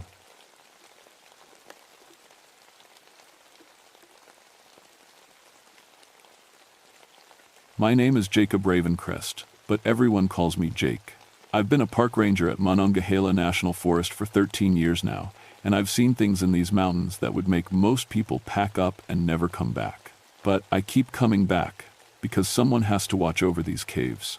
The Seneca Rocks Formation is something special. 900 feet of white quartzite stone rising straight up from the forest floor like God's own skyscraper. From the ground, it looks solid as a wall. But I know better. Inside those rocks is a maze of caves and tunnels that goes deeper than anyone's ever mapped. My specialty is cave rescue. When people get lost or hurt underground, I'm the one they call. It was March of 1977, and the spring rains had been coming down hard for a week. That's always dangerous time in the caves. Water levels rise fast underground, and passages that were safe one day can turn into death traps the next. I was checking my equipment in the ranger station when the call came in. "Jake, we got a problem," said my supervisor, Tom Bradley, through the radio static. "Professional mapping team went into the cave system 3 days ago. Should have been out yesterday morning." I felt that familiar knot in my stomach. 3 days was too long, way too long. "Which team?" I asked, already pulling on my gear. Dr. Sarah Chen's group from the university. 4 people total. They were supposed to map the Eastern Passage system. I knew that area well. It wasn't the deepest part of the cave system, but it had its tricks. Tight squeezes, false passages, and water that could rise without warning. Still, Dr. Chen was no amateur. She'd been mapping caves for 15 years. Any radio contact at all? Nothing since day 2. Last message said they found some interesting formations and were going to explore a side passage. That didn't sound right. Professional cavers don't just wander off their planned route, especially not Dr. Chen. She followed safety protocols like they were gospel. I loaded my truck with rope, lights, emergency medical supplies, and enough food and water for a long haul. The drive to the cave entrance took 20 minutes on muddy forest roads. When I got there, I found their vehicles still parked at the trailhead, 2 trucks covered in rain and bird droppings. The main cave entrance was just like I remembered it, a black hole in the white rock face, about 6 feet high and 4 feet wide. Water was trickling out of it from the recent rains. I shined my flashlight inside and called out, "Dr. Chen, Sarah, can anyone hear me?" My voice echoed back from the darkness, but there was no answer. I checked my watch. 3:30 in the afternoon. I had maybe 4 hours of daylight left, but that didn't matter much underground. In the caves, it was always night. Before I went in, I did what my great-uncle Charlie had taught me years ago. Uncle Charlie was half Seneca Indian, and he used to tell me stories about these rocks when I was a kid. Stories about spirits that lived inside the stone, watching over anyone who entered their home. I never believed those stories, but I always followed his advice. Respect the rocks, move slow, listen to everything. I stood at the cave entrance and spoke to the darkness. "I'm coming in to find my friends. I mean no harm to your home." It sounds crazy now, but Uncle Charlie swore it kept you safe underground. And in 13 years of cave rescue, I'd never lost anyone. The entrance passage sloped down at a gentle angle for about 50 feet, then opened into what we called the welcome room, a chamber big enough to hold a school bus. Dr. Chen's team would have stopped here first to organize their gear and check their equipment. I found their first campsite right where I expected it. Sleeping bags laid out neat and tidy, cooking gear stacked against one wall, equipment organized in professional piles, but something felt wrong about the scene. It was too perfect, like a museum display. Real campsites have a lived-in feel, boots scattered around, maybe a jacket thrown on a rock. This looked like someone had arranged everything very carefully. I searched the chamber with my light and found the path they'd taken deeper into the cave system. Fresh boot prints in the mud, heading toward the eastern passages. But there were other marks in the mud, too, marks that didn't look like boots at all. They looked like handprints, but wrong somehow. Too long, with fingers that seemed to stretch further than human fingers should. And they were pressed deep into the mud, like whatever made them was much heavier than a person. I shook my head and kept moving. Caves play tricks on your eyes. Shadows and strange lighting can make normal marks look like anything. I'd been underground long enough to know better than to jump to conclusions. But as I followed the boot prints deeper into the cave system, I couldn't shake the feeling that something was watching me from the darkness ahead. The eastern passage started wide enough for 2 people to walk side by side, but it narrowed as it went deeper into the mountain. I followed Dr. Chen's team's route by their boot prints and the occasional piece of survey tape tied to rock formations. Professional cave mappers leave a clear trail, it's basic safety. But after about 200 yards, something changed. The boot prints were still there, but they started to wander. Instead of following the main passage, they veered off toward what looked like a dead-end chamber. That wasn't like Dr. Chen at all. She was methodical, careful. She wouldn't waste time exploring random side passages when she had a specific mapping mission. I followed the prints into the side chamber and found something that made my blood run cold. The chamber was maybe 30 feet across, with a ceiling that disappeared into black shadows above my flashlight beam. But the floor was covered with equipment, survey tools, rope, helmets, backpacks, all arranged in a perfect circle around the center of the room, not dropped or scattered like you'd expect if people had been in a hurry or in trouble. Arranged. Each piece of equipment was placed exactly the same distance from the center, like markers on a clock face. In the center of the circle was a pile of rocks. Not natural cave rocks, these were smooth river stones, stacked in a perfect pyramid about 3 feet high. The kind of stones that take thousands of years of water, flow to shape, and definitely don't belong in a dry cave chamber.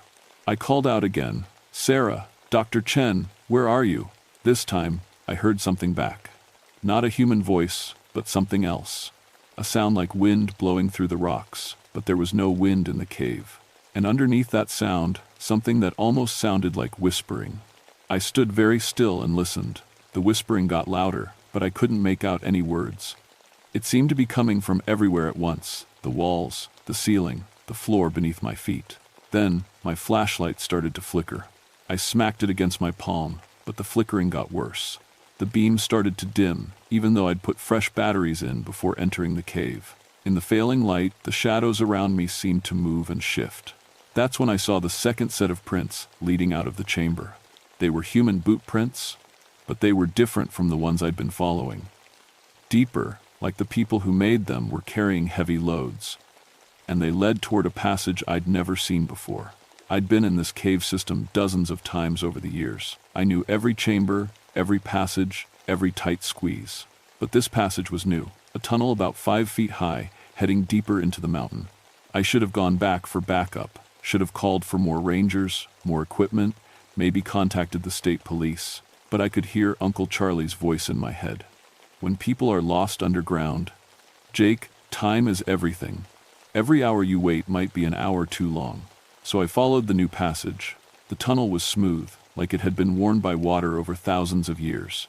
But the floor was dry, and there were no signs of the flooding that would have created such smooth walls.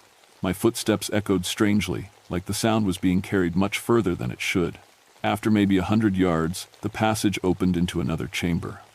This one was bigger than the first, so big my flashlight couldn't reach the far walls. But I could see Dr. Chen's team. All 4 of them were sitting in the center of the chamber, arranged in a circle around another pile of stones.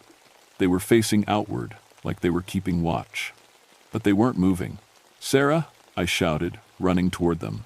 Dr. Chen turned her head as I approached. Her eyes were open, and she seemed to recognize me, but something was wrong with her expression. She looked calm, too calm, like someone in a deep trance. "Jake," she said in a voice that sounded far away. "You shouldn't have come here. What happened? Are you hurt? Where have you been for 3 days?" She tilted her head like she was listening to something I couldn't hear. "3 days?" she said. "We just got here an hour ago." The other team members turned to look at me. Dr. Martinez, Peterson, and young Amy Sullivan from the graduate program. They all had that same distant look in their eyes, like they were seeing something that wasn't quite there. "We have to go," I said. "There's flooding coming. The passage could fill with water." But Dr. Chen shook her head. "We can't leave yet. They're teaching us." "Teaching you what?" "Who's teaching you?" She pointed into the darkness beyond my flashlight beam. "The rock speakers. They've been here all along, waiting for people who could listen." I swept my flashlight across the chamber, but I didn't see anyone else. Just shadows and stone formations. "Sarah, you're not making sense. There's nobody here but us. You've been missing for 3 days, and people are worried."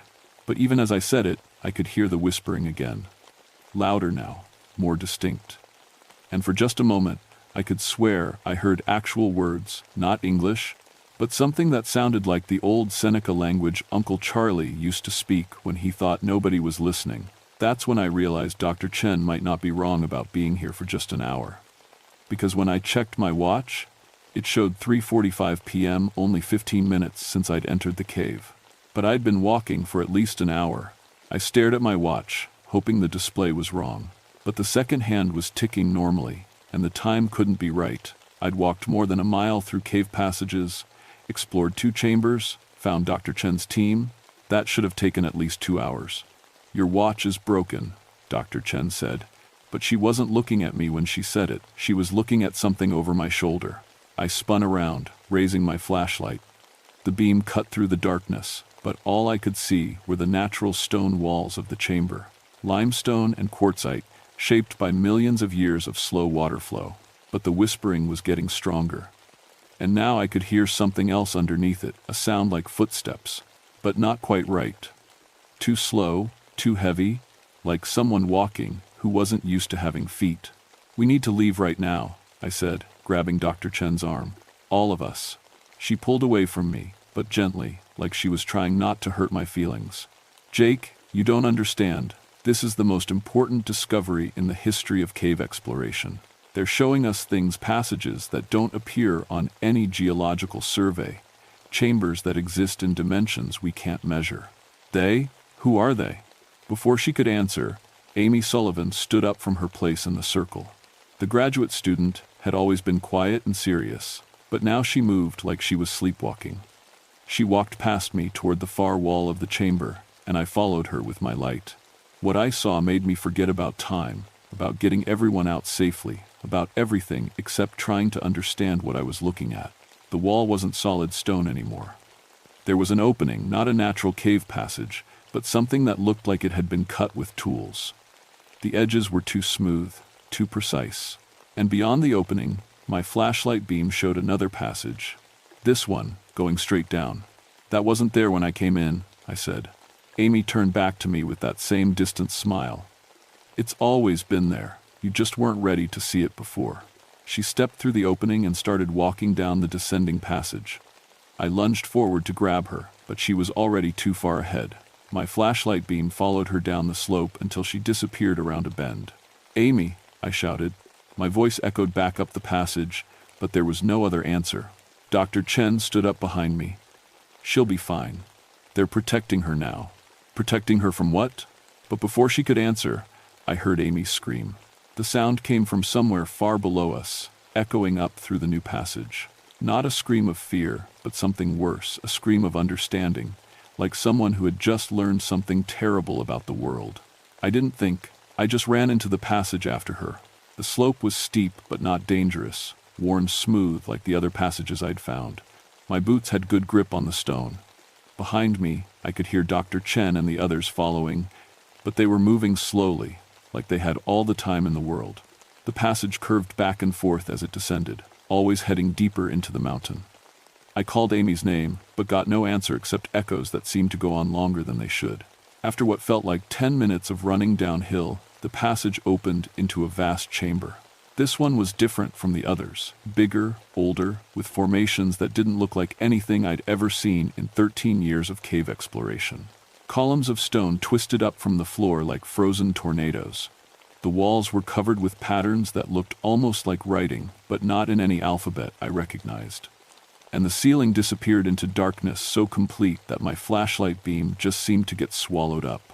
Amy was standing in the center of the chamber, but she wasn't alone. There were figures around her, tall, thin shapes that seemed to be made of the same stone as the cave walls. They moved like people, but wrong, like they were remembering how to walk after being still for a very long time. Their faces were human-shaped, but carved from living rock. And they were talking to Amy in that whispering voice I'd been hearing. Only now I could understand some of the words. They were speaking Seneca, the same language Uncle Charlie had tried to teach me when I was young. Asterisk Guajillo. Asterisk, one of them said. Asterisk Skenen. Asterisk. Asterisk. Hello. Peace. Asterisk. Amy turned toward me as I entered the chamber. Her eyes were bright, excited, like a student who'd just solved a difficult problem. "Jake, they're incredible. They've been here since before the first humans came to these mountains. They're the guardians of the deep places, the keepers of the rock's memory." One of the stone figures moved closer to me. Up close, I could see that it wasn't carved stone at all. It was something that looked like a person, but was made of the same white quartzite as the Seneca rocks themselves. Its eyes were dark holes that seemed to go on forever. When it spoke, its voice sounded like wind through stone cracks. Asterisk. "You are the nephew of Ganchus, and me." Asterisk. It said in English that sounded like it came from 100 years ago. Asterisk. "He spoke of you. You carry his blood, but not his understanding." Asterisk.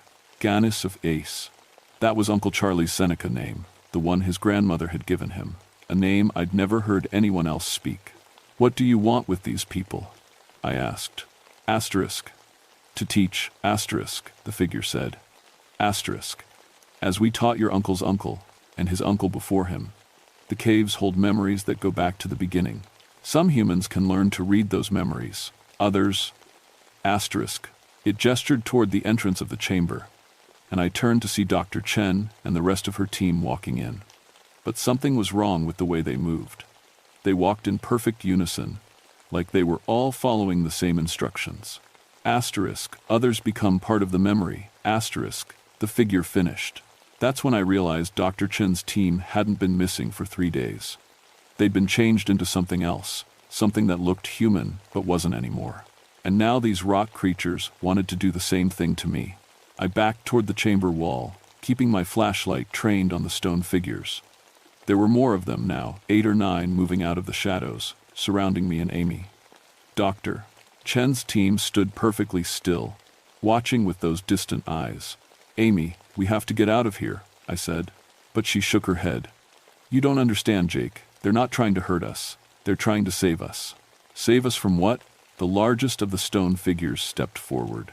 It was taller than the others, maybe 7 feet, with carved features that looked almost like Uncle Charlie's face. When it spoke, I could hear my great-uncle's voice underneath the rocky whisper. Asterisk. "The surface world forgets." Asterisk, it said. Asterisk, people come to the deep places without respect, without understanding. They take from the caves and give nothing back. They measure and map and claim ownership of stones that were old when their grandfathers' grandfathers were not yet born. Asterisk. I thought about all the cave expeditions I'd guided over the years. Scientists, tourists, adventure seekers, people who saw the caves as puzzles to solve or thrills to experience, never thinking about what they might be disturbing. Asterisk. Your uncle understood. Asterisk. The figure continued. Asterisk. He came to us as a young man, seeking vision. We taught him the old ways, the proper relationship between surface dwellers and the deep guardians. He promised his family would continue that relationship. Asterisk. But I'm not Seneca, I said. I'm only 1/4 Indian, and I never learned the old ways. Asterisk. Blood is less important than understanding. Heart is less important than respect. Asterisk. The figure gestured, and the stone walls around us began to change. Patterns appeared in the rock, not carved, but growing, like the stone itself was alive. I could see images forming, hunters and gatherers approaching cave entrances with offerings. Ceremonies conducted in deep chambers, generations of people who treated the caves as sacred places rather than recreation areas. Asterisk. We offer you the same choice we offered your uncle. Asterisk, the figure said. Asterisk. Learn the old relationship. Become a bridge between the surface world and the deep places. Or, asterisk. It gestured toward Dr. Chen's team, still standing motionless with their empty eyes. Asterisk. Become part of our memory, where you will be safe but no longer yourself. Asterisk. Amy stepped closer to me. Jake, they're showing me things. The caves go everywhere under these mountains, all connected, all alive. And there are others like them, guardians in caves across the whole continent. They've been trying to protect the deep places for thousands of years, but people keep forgetting how to listen. I looked at Dr. Chen, trying to reach whatever was left of the scientist I'd known. Sarah, is this what you want? To give up everything you were? For a moment, her eyes seemed to focus. I remember. My daughter. I have a daughter in California. She's 7 years old. The stone figures shifted, and I heard something like sadness in their whispers. Asterisk. Those who join our memory keep their love. Asterisk, the tall figure said. Asterisk. But they can no longer act on it in the surface world. It is regrettable, but necessary. Asterisk. No, I said. There has to be another way. I remembered something Uncle Charlie had told me when I was young, right after I'd survived that cave-in when I was 23. He'd said I was saved for a reason, that the rocks themselves had protected me. At the time, I'd thought he meant I was just lucky. Uncle Charlie, I said to the tall figure. You knew him. He taught me to respect the caves, to ask permission before entering, to never take more than I gave back. Isn't that the old relationship you're talking about? Asterisk. You know the words, asterisk, it replied. Asterisk. But do you understand their meaning? Asterisk. I thought about 13 years of cave rescues, of people I'd pulled out of dangerous situations, of lives saved in the darkness underground. Maybe I'd been doing more than I realized. Maybe I'd been serving as a guardian all along, just in a different way. I understand, I said. You need someone who can work with both worlds, someone who knows caves and surface people, who can teach proper respect without scaring everyone away. Asterisk. And you would do this? Asterisk, the figure asked. Asterisk. You would serve as keeper of the old ways, teacher of the proper relationship? You would speak for the deep places when the surface world threatens them? Asterisk. I looked at Dr. Chen, at the fear still lurking behind her distant expression. I thought about her daughter in California, about all the other families who would lose people if this continued. Yes, I said, but only if you let them go. All of them. They didn't know they were violating anything. Let them return to their lives, and I'll make sure others learn the proper way. The stone figures whispered among themselves in rapid Seneca. Finally, the tall one nodded. Asterisk, it is agreed. But know this, you will be changed by this covenant. You will see the world differently, feel the deep places differently, and you will carry responsibility for maintaining the balance until you train another to take your place. Asterisk. I understand. The figure reached out and placed a hand made of living stone on my forehead. The touch was warm. Not cold like I'd expected, and I felt something flow between us. Knowledge, understanding, memories that went back thousands of years. I saw the caves as they really were. Not empty holes in the rock, but living spaces with their own awareness, connected to each other across vast underground networks.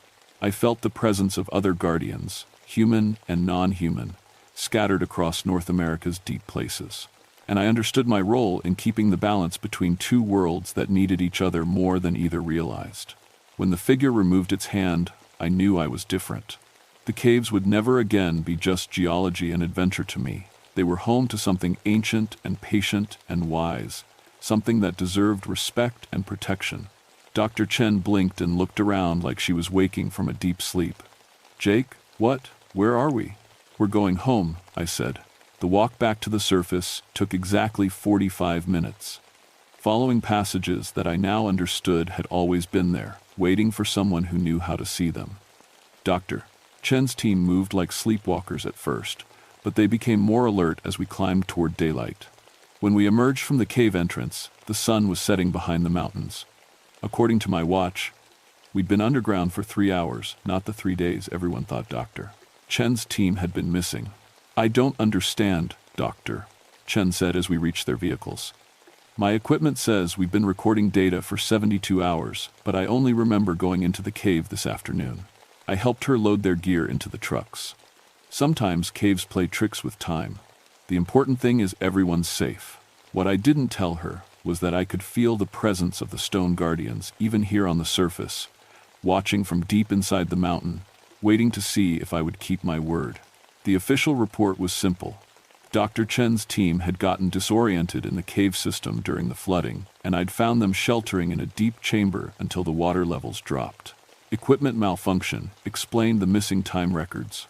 Everyone accepted the explanation, glad to have a resolution that didn't require complicated investigations. But things changed after that. I started including traditional protocols in my cave rescue training, asking permission before entering, leaving appropriate offerings, teaching respect for the deep places. I told people these were Native American conservation practices, which was true enough. Most accepted it as cultural sensitivity training.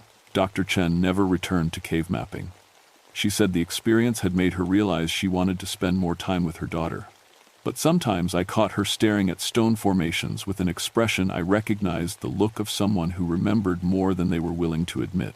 Amy Sullivan changed her graduate focus from geology to anthropology, specializing in Native American cave traditions. She never asked about what had happened in the deep chamber, but she always made a point to thank me for showing her a new way of seeing things. The biggest change was in the cave incidents themselves. Over the next 5 years, we had fewer cave emergencies, fewer people getting lost or injured underground. Word spread quietly among serious cavers that the Seneca Rock system required special respect, special preparation. People started coming to me for guidance before attempting difficult expeditions. I married a woman named Lisa who worked for the Seneca Nation Cultural Preservation Program. She never asked why I sometimes woke in the middle of the night, listening to whispers that seemed to come from the walls themselves. But she supported my work with traditional cave protocols and helped me learn more of the old language Uncle Charlie had tried to teach me. Our son was born 3 years later. We named him Charlie, and from the time he could walk, he showed the same intuitive understanding of stone and cave that his great-great-uncle had possessed. Sometimes I catch him talking to rocks in the backyard, having conversations that sound remarkably one-sided from my perspective. The stone guardians keep their distance now, but I know they're always watching. Every few months, I make the descent to the deep chambers, bringing offerings of tobacco and cornmeal, sharing news from the surface world. The relationship holds. But I'm getting older, and the time will come when I need to train someone else to take my place. The guardians are patient, but they won't wait forever. The balance between worlds requires active maintenance. Sometimes, when I'm leading a cave rescue operation or teaching respect protocols to a group of young cavers, I feel Uncle Charlie's presence. He's been gone for 8 years now, but his voice still echoes in the deep places. Asterisk. The rocks remember everything. Asterisk, he told me once. Asterisk. They remember the first people who came to these mountains, and they'll remember the last. Your job is to make sure there's always someone who knows how to listen. Asterisk. I'm listening, Uncle Charlie. And I'm teaching others to listen too. Because somewhere in the darkness beneath Seneca Rocks, ancient guardians are still keeping watch over the deep places, still waiting for the next generation to learn the old ways. And the stones are still speaking to those who know how to hear.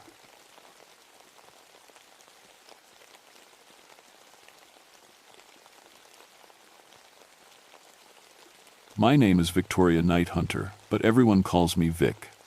I've been a park ranger for 16 years now, and I've seen just about everything these mountains can throw at you. Bears that get too friendly with campers, hikers who think they're tougher than a West Virginia winter, and enough broken bones from folks who don't respect the rocks up here. But I've never seen anything like what happened last November in Dolly Sods. Dolly Sods is different from other places. It sits up high on a plateau, over 4,000 feet above sea level, where the air gets thin and the weather changes fast. One minute you're walking through open meadows that look like something from Ireland. The next, you're fighting through thick spruce forest that blocks out the sun. It's beautiful in a wild, dangerous way. My grandmother used to tell stories about this place. She was Cherokee, and she'd talk about the night guardians that watched over these mountains. I never believed those old stories. I'm a wildlife biologist. I deal in facts, not fairy tales. When I see tracks, I know what animal made them.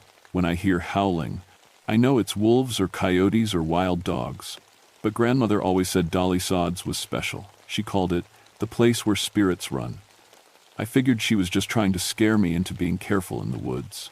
I should have listened to her. The whole mess started on November 15th, when 3 hikers called in a report that didn't make sense. They said a pack of wolves had escorted them to safety during a sudden snowstorm. Not attacked them, escorted them, like the wolves knew they were lost, and helped them find the trail back to their car. These weren't normal wolves, the lead hiker, a guy named Tom Bradley, told me over the radio. They were huge, and they moved like they were thinking, planning something. When we tried to go the wrong way, they'd block our path. When we went the right way, they'd follow behind us. I'd been tracking the wolf population in Dolly Sods for years. There were maybe 8 to 10 wolves total in the whole area. They kept to themselves, avoided humans, and definitely didn't play rescue squad for lost hikers. But the tracks Tom's group showed me were real enough. Wolf prints, but bigger than any I'd seen before. And the pattern was strange, like the wolves had been walking in formation, keeping the humans in the middle of their group. Maybe they smelled food in your packs, I suggested. But even as I said it, I knew that wasn't right. If wolves wanted food, they'd take it. They wouldn't spend 3 hours guiding tourists through a blizzard. 2 days later, I got another call. A local rancher named Pete Morrison reported that something had been in his pasture the night before. But instead of killing his sheep, whatever it was had apparently protected them from a bear. Found the bear tracks all around the fence. Pete told me when I drove out to his place. But there were other tracks too, wolf tracks, big ones. And it looked like the wolves chased the bear off before it could get to my animals.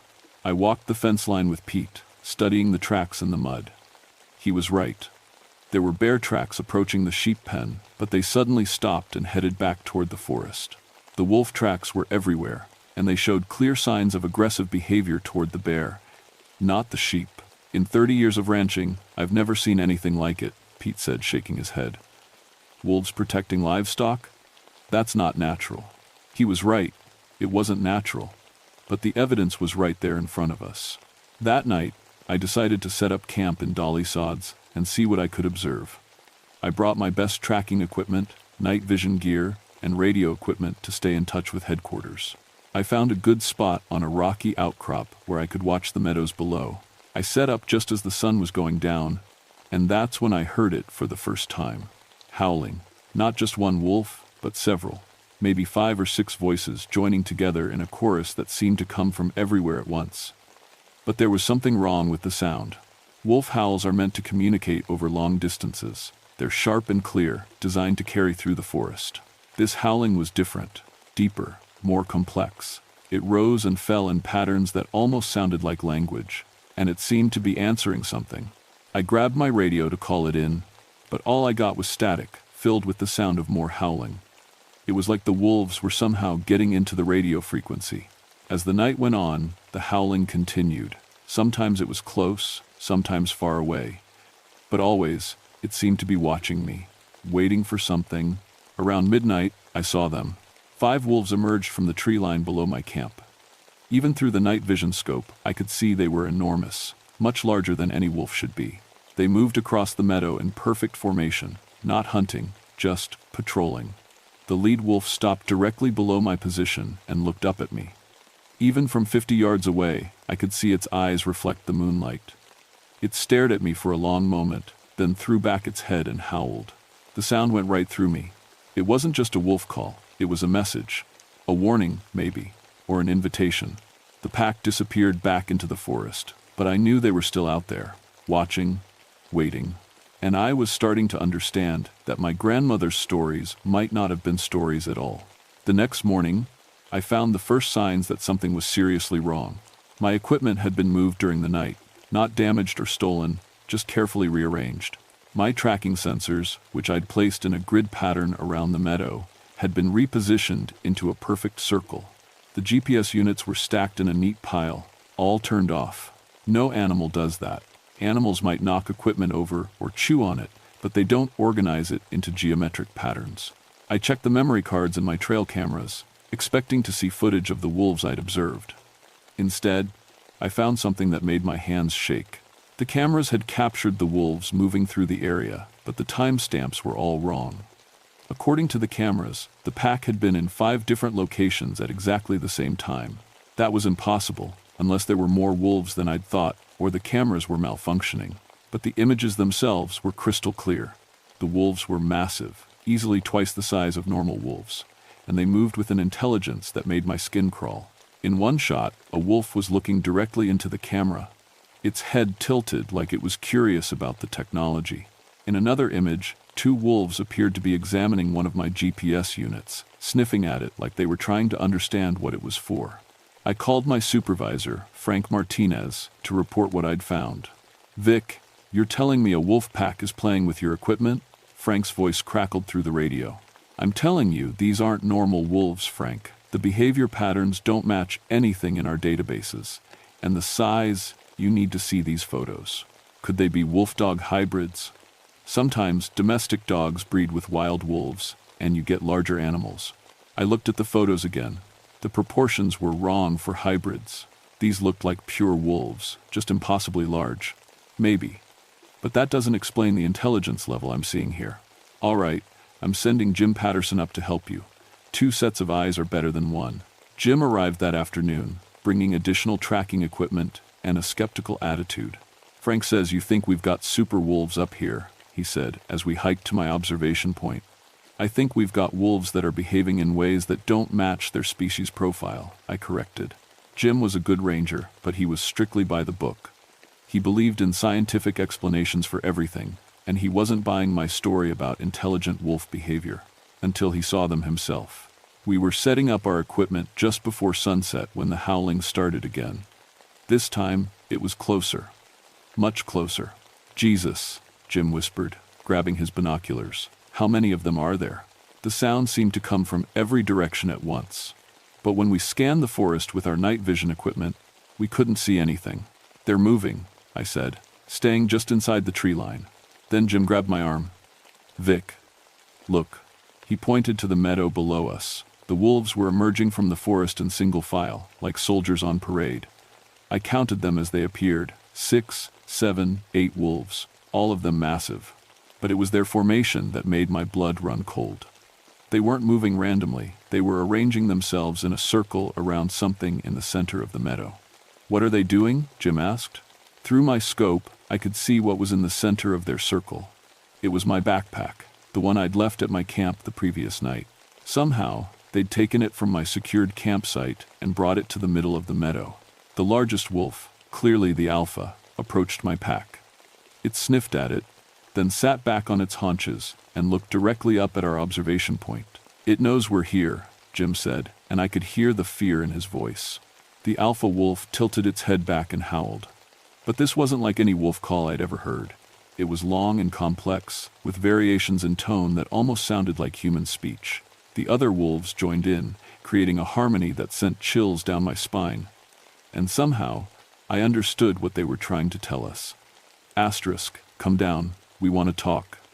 Asterisk, that's impossible, Jim said, but he'd heard it too.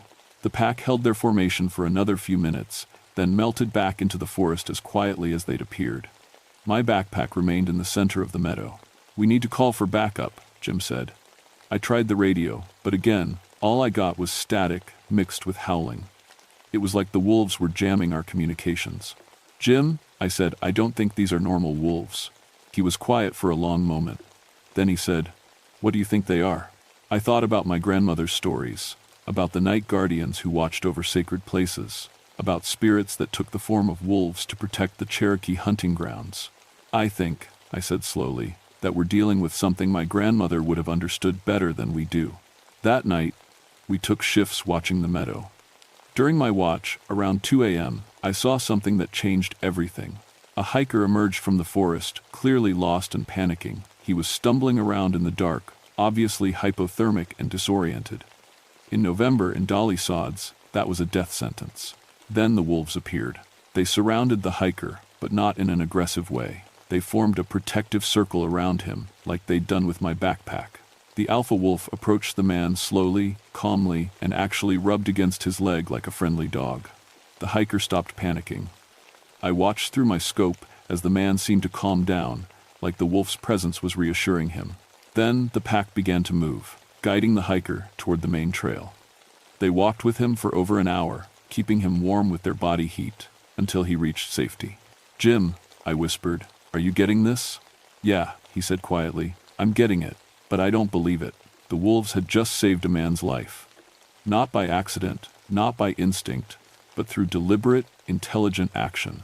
Whatever these creatures were, they weren't just protecting territory. They were protecting people. But from what? The answer came 3 days later, when the killing started. Not the wolves doing the killing, something else. I was checking my equipment near the bog area when I found the first body. It was a young black bear, maybe 3 years old. But it hadn't died from natural causes or wolf attacks. Something had torn it apart. The claw marks were wrong for a bear fight. Too big, too deep. And the pattern of injuries suggested the bear had been trying to run away from something much larger and stronger than itself. I'd seen bear attack victims before, both animal and human. This was different. This was violent in a way that spoke of rage, not hunger. I called Jim over to examine the scene. His face went pale when he saw the carcass. "What could do this to a bear?" he asked. Before I could answer, we heard the howling again. But this time, it sounded different. Urgent. Warning us about something. "They're trying to tell us something," I said. Jim looked at me like I'd lost my mind. "Vic, they're wolves. They don't tell us anything." But I was starting to understand that these weren't ordinary wolves. My grandmother's stories were making more and more sense. We found 2 more dead animals that day, a deer and a wild boar. Both killed in the same violent manner. Both found in areas where the wolf pack had been active. It was like something was hunting in the wolves' territory, and the wolves were trying to protect the local wildlife from it. That evening, we got a radio call that changed everything. A family of 4 hikers had gone missing in the northern section of Dolly Sods. They'd been due back at their car 6 hours ago. "We need to organize a search party," I told Jim. But as we were preparing to leave, the wolves appeared again. This time, they came right to our camp. The alpha wolf approached me slowly, stopping about 10 feet away. It looked directly into my eyes, and I swear I could see intelligence there. Ancient intelligence. Then it turned and started walking toward the forest. After a few steps, it stopped and looked back at us. "It wants us to follow," I said. "Vic, that's crazy. We can't follow a wolf pack into the forest at night." But something in my grandmother's voice was speaking to me. The stories she'd told about wolves that guided Cherokee hunters through dangerous territory. About spirit guardians who protected the innocent. "Jim, what if they know where the missing family is?" The alpha wolf whined softly, almost like it was pleading with us. Against Jim's protests, I decided to follow them. The pack led us through parts of Dolly Sods I'd never seen before. Dense forest that seemed to twist and turn in impossible ways. The wolves moved confidently through the darkness, occasionally stopping to make sure we were still behind them. After an hour of hiking, we heard screaming. Humans screaming, coming from somewhere ahead of us. The wolves immediately began moving faster, and we struggled to keep up. The screaming continued, a man's voice terrified and desperate. We emerged into a small clearing where the missing family had set up camp. The father was standing over his wife and 2 children, holding a tree branch like a weapon. He was facing something at the edge of the clearing. I turned my flashlight toward what he was looking at and nearly dropped it. It was massive. 8 feet tall at least, covered in dark fur, with claws like kitchen knives. It looked like a bear, but wrong. Too tall, too aggressive, too intelligent. A mutant bear. Maybe something that had been affected by the old military contamination in the area. The creature was stalking toward the family, ignoring the father's shouts and threats. That's when the wolves attacked. The pack emerged from the forest like shadows, surrounding the creature. The alpha wolf leaped directly at the thing's throat, while the others went for its legs and flanks. The battle was brief, but vicious. The creature fought back, landing blows that sent wolves flying, but there were too many of them. They worked together with military precision, wearing the beast down until it finally collapsed. When it was over, the alpha wolf approached the terrified family. The father raised his branch, ready to defend his children from this new threat.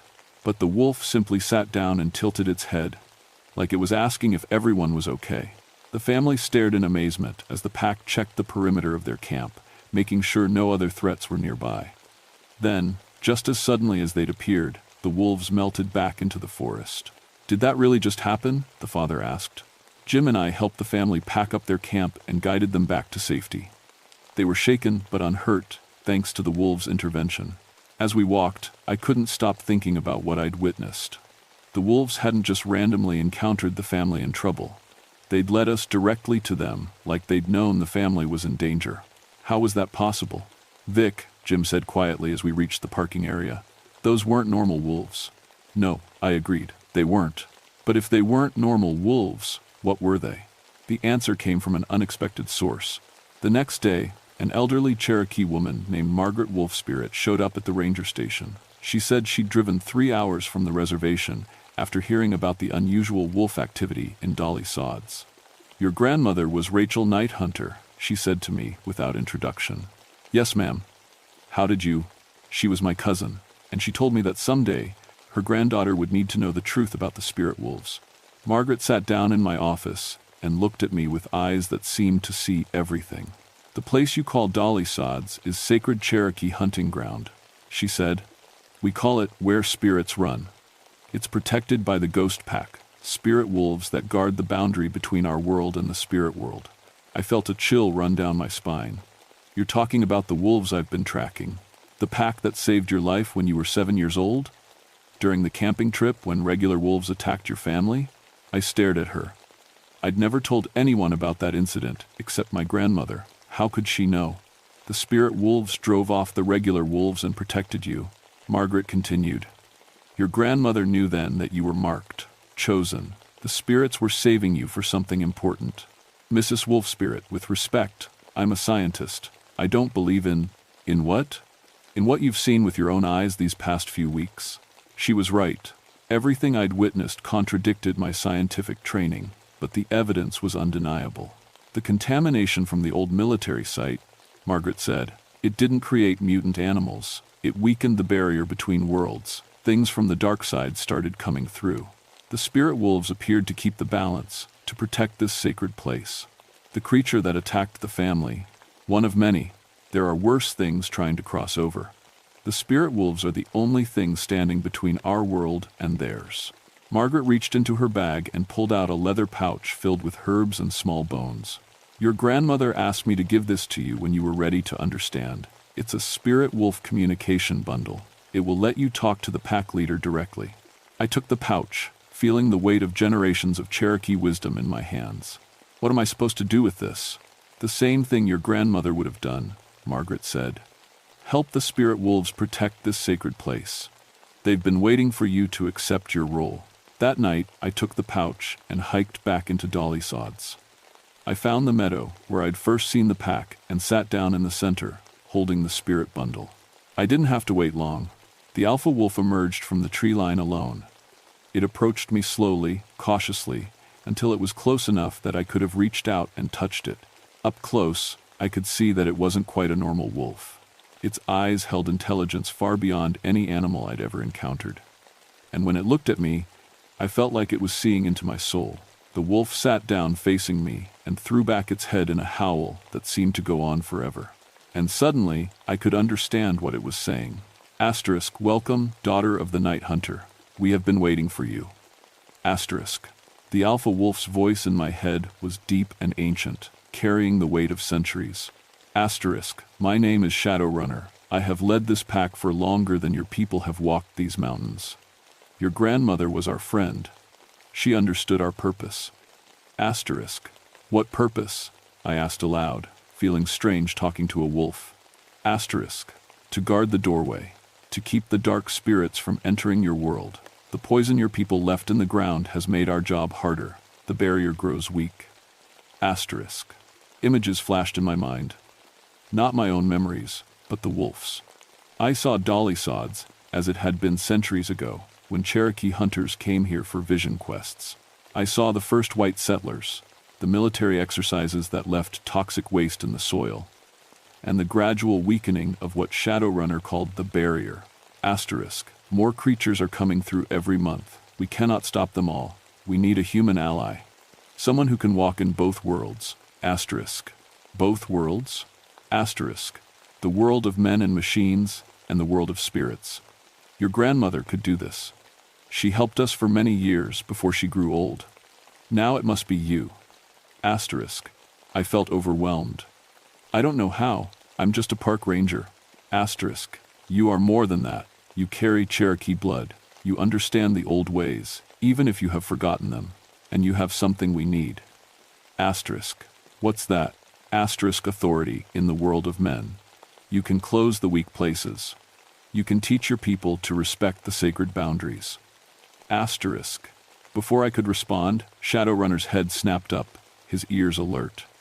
The other pack members emerged from the forest, all of them focused on something in the distance. Asterisk. They come. Asterisk. Shadowrunner said urgently. Asterisk. A large pack of dark spirits. They seek to establish a permanent crossing point. Asterisk. Where? Asterisk. The bog, where the poison is strongest. If they succeed, your world will be overrun with creatures like the one that attacked the family. Much worse creatures. Asterisk. Shadowrunner stood up, his pack gathering around him. Asterisk. Will you help us? Asterisk. I thought about everything I'd seen over the past week. The protective behavior of the wolves, the violent deaths of animals, the creature that had nearly killed an innocent family. I thought about my grandmother's stories, which I now understood weren't stories at all. I stood up, clutching the spirit bundle Margaret had given me. Tell me what to do. The battle at the bog was like nothing from any ranger manual. The spirit wolves led me through the forest at a run, moving faster than any human should have been able to keep up. But somehow, holding the spirit bundle, I found I could match their pace. We reached the bog just as the dark spirits were emerging. I've seen a lot of wildlife in my career, but these things were nightmare fuel. Some looked like twisted versions of familiar animals. Bears with too many claws, deer with predator teeth, birds with wingspans that blocked out the moon. Others were things that had never existed in our world, shapeless horrors that moved like liquid shadow. There were dozens of them, pouring out of what looked like a crack in the air itself, above the center of the bog. The spirit wolves attacked without hesitation, but they were outnumbered. Asterisk. The bundle. Asterisk. Shadowrunner's voice urged me. Asterisk. Use the bundle to seal the crossing. Asterisk. I looked at the leather pouch in my hands. How? Asterisk. Cherokee magic. Your blood remembers, even if your mind has forgotten. Trust your instincts. Asterisk. One of the dark spirits broke away from the main fight and came straight for me. It looked like a wolf, but wrong. Too many legs, eyes like burning coals, teeth like broken glass. I held up the spirit bundle instinctively, and the creature stopped as if it had hit an invisible wall. The bundle was warm in my hands, then hot. The herbs inside began to glow with a soft blue light. Suddenly, I knew what to do. I opened the bundle and scattered the contents in a circle around myself. The bones and herbs hit the ground and immediately burst into blue flame, creating a ring of sacred fire. The dark spirits recoiled from the light, but they didn't flee. Instead, they began circling, looking for a way through. Asterisk. Now the song, asterisk, Shadowrunner said. Asterisk. Sing the closing song. Asterisk. I don't know any closing song. Asterisk. Your blood knows. Let it speak. Asterisk. I closed my eyes and let instinct take over. Words came to my lips in a language I didn't recognize but somehow understood. Cherokee words my grandmother had sung to me as a child. Words I thought were just meaningless lullabies. They weren't lullabies, they were spells. As I sang, the blue flames grew higher, brighter. The dark spirits began to writhe and shriek, as if the light was painful to them. The crack in the air above the bog started to close. But the dark spirits weren't giving up easily. They rushed the spirit wolves in a final desperate attack, trying to overwhelm them before the portals sealed completely. I watched in horror as several wolves were torn apart by claws and teeth. These were creatures that had protected the sacred places for centuries, dying to keep horrors from invading our world. Shadowrunner fought like a force of nature, his pack rallying around him. But there were too many dark spirits, and the wolves were taking heavy casualties. That's when I made a decision that would change my life forever. I stepped out of the protective circle. The moment I left the sacred fire, the dark spirits turned their attention to me. But I kept singing, even as nightmare creatures raced toward me with murder in their eyes. Asterisk, no, asterisk, Shadowrunner's voice screamed in my mind. Asterisk, stay in the circle, asterisk. But I had finally understood something. The Cherokee words I was singing weren't just a closing spell, they were a binding spell. The singer had to be willing to sacrifice themselves to make it work. My grandmother had known this. She'd prepared me for this moment my entire life. As the dark spirits reached me, I sang the final verse of the binding song. The blue light exploded outward from where I stood, washing over everything. The dark spirits screamed as the light touched them, dissolving like smoke in the wind. The crack in the air slammed shut with a sound like thunder. Then everything went dark. I woke up 3 days later in the hospital in Petersburg, with no memory of how I'd gotten there. Jim was sitting next to my bed, looking like he hadn't slept in a week. "Thank God," he said when he saw my eyes open. "I thought we'd lost you." "What happened?" "I found you unconscious in the bog. You'd been missing for 2 days. We had search teams combing the entire wilderness area. I tried to remember the battle with the dark spirits, but it felt like a fading dream. The wolves. What about them? Are they okay?" Jim looked confused. "Vic, we haven't seen any wolves and dolly sods for 3 days. It's like they all just disappeared." But I knew they hadn't disappeared. They were resting, healing from the battle, waiting for the next time they'd be needed. Margaret Wolf Spirit visited me on my last day in the hospital. She brought flowers and a knowing smile. "How do you feel?" she asked. "Different," I admitted, "like something's changed inside me." "Your grandmother would be proud. You accepted your heritage. You helped the spirit wolves fulfill their purpose. Will I see them again?" Margaret's smile widened. "Daughter, you'll be working with them for the rest of your life. The barrier is sealed for now, but it won't stay that way forever. Dolly Sods needs a guardian who can walk in both worlds." She was right. Over the next few months, I developed new protocols for managing dolly sods. Officially, they were enhanced wildlife protection measures. Unofficially, they were spiritual safeguards designed to keep the barrier between worlds strong. I worked with Cherokee elders to identify other sacred sites that needed protection. I learned the old songs, the old ceremonies, the old ways of communicating with the spirit guardians. And sometimes, on quiet nights when the moon is dark, I hear howling in the distance. Not the howls of ordinary wolves, but the songs of the spirit pack, letting me know they're still out there, still watching, still protecting. My official reports describe unusual wolf behavior patterns and successful wildlife management strategies. The truth is classified in files that will never see the light of day. But I know the real story. I know that there are places in this world where the old magic still works. Places where Cherokee spirit guardians still walk, keeping ancient promises to protect the sacred lands. And I know that my grandmother's stories were never stories at all. They were warnings, preparations, training for the day when I'd need to choose between the world I understood and the world I was born to protect. I chose both. Now, when rangers report unusual wolf activity in wilderness areas throughout Appalachia, I get the call.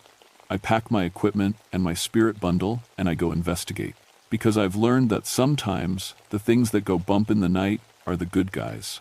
And sometimes, the most important part of protecting our national parks isn't keeping people out of dangerous areas, it's keeping dangerous things from getting into our world.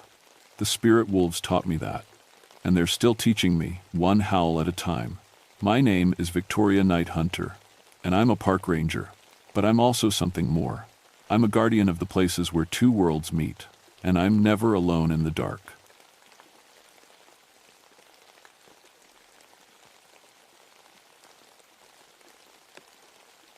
My name is Ezra Mountain Walker, but folks around here just call me Easy. I've been a park ranger for 12 years now, working the Blue Ridge Parkway in Virginia, where the Shenandoah foothills roll into hidden valleys that time forgot. Most days, I help lost hikers and check camping permits. But some days, I hunt for illegal moonshine stills hidden deep in these mountains. It's August 1979, and the heat sits on everything like a wet blanket. The air is so thick you could almost chew it. I'm driving my Ranger truck down Devil's Backbone Ridge, windows rolled down because the AC gave up last month. The radio crackles with static, and I can smell the sweet, sour scent of fermenting corn mash somewhere in the distance. I know that smell better than most folks. My grandfather was Mountain Jack Walker, one of the best moonshiners these hills ever saw. During Prohibition, he could make whiskey so smooth it would make angels weep. Course, that was before my time. I went the other way, joined the ATF first, then became a ranger. Figured I could honor the mountains without breaking the law. The call came in this morning about missing federal agents. 3 ATF boys went up to raid a still operation near Cherokee Creek and never came back. Their radios went dead around midnight, and nobody's heard from them since. The brass wants me to coordinate the search because I know these mountains like the lines on my own hands. I pull up to the staging area where 2 more federal vehicles wait. Agent Morrison gets out of the first car, tall, skinny guy with city shoes that'll be useless on these trails. He's got that look federal agents get when they're trying to act like they're not scared. "Ranger Mountain Walker?" he says, shaking my hand. "We appreciate the local assistance. Can you tell us about the missing team's last known position?" I spread a topographic map on the hood of my truck. "They were checking out this area here." I point to a spot where Cherokee Creek bends around a limestone ridge. It's perfect for still operations, good water, hidden from roads, and plenty of caves for storage. Morrison nods, but I can tell he doesn't really understand. City folks see these mountains as just trees and rocks. They don't see the history buried in every hollow, the stories whispered by every stream. "Any idea who's running operations up there?" he asks. "Could be anybody," I say. Moonshining's been in these mountains since before the Revolutionary War. Some families have been making whiskey for 8 generations. They know every cave, every trail, every place to hide a still. What I don't tell him is that my grandfather used to tell stories about Cherokee Creek. He'd talk about hollow spirits that protected the old-time moonshiners, guardian ghosts that would lead revenue agents astray or make their equipment fail. I always figured it was just mountain superstition mixed with too much sampling of his own product. We load up our gear and start hiking. The trail is narrow and steep, winding through thick rhododendron bushes that form natural tunnels. Somewhere in the distance, I hear thunder rolling, but the sky is clear blue. These mountains make their own weather sometimes. About a mile up, we find the first sign of trouble.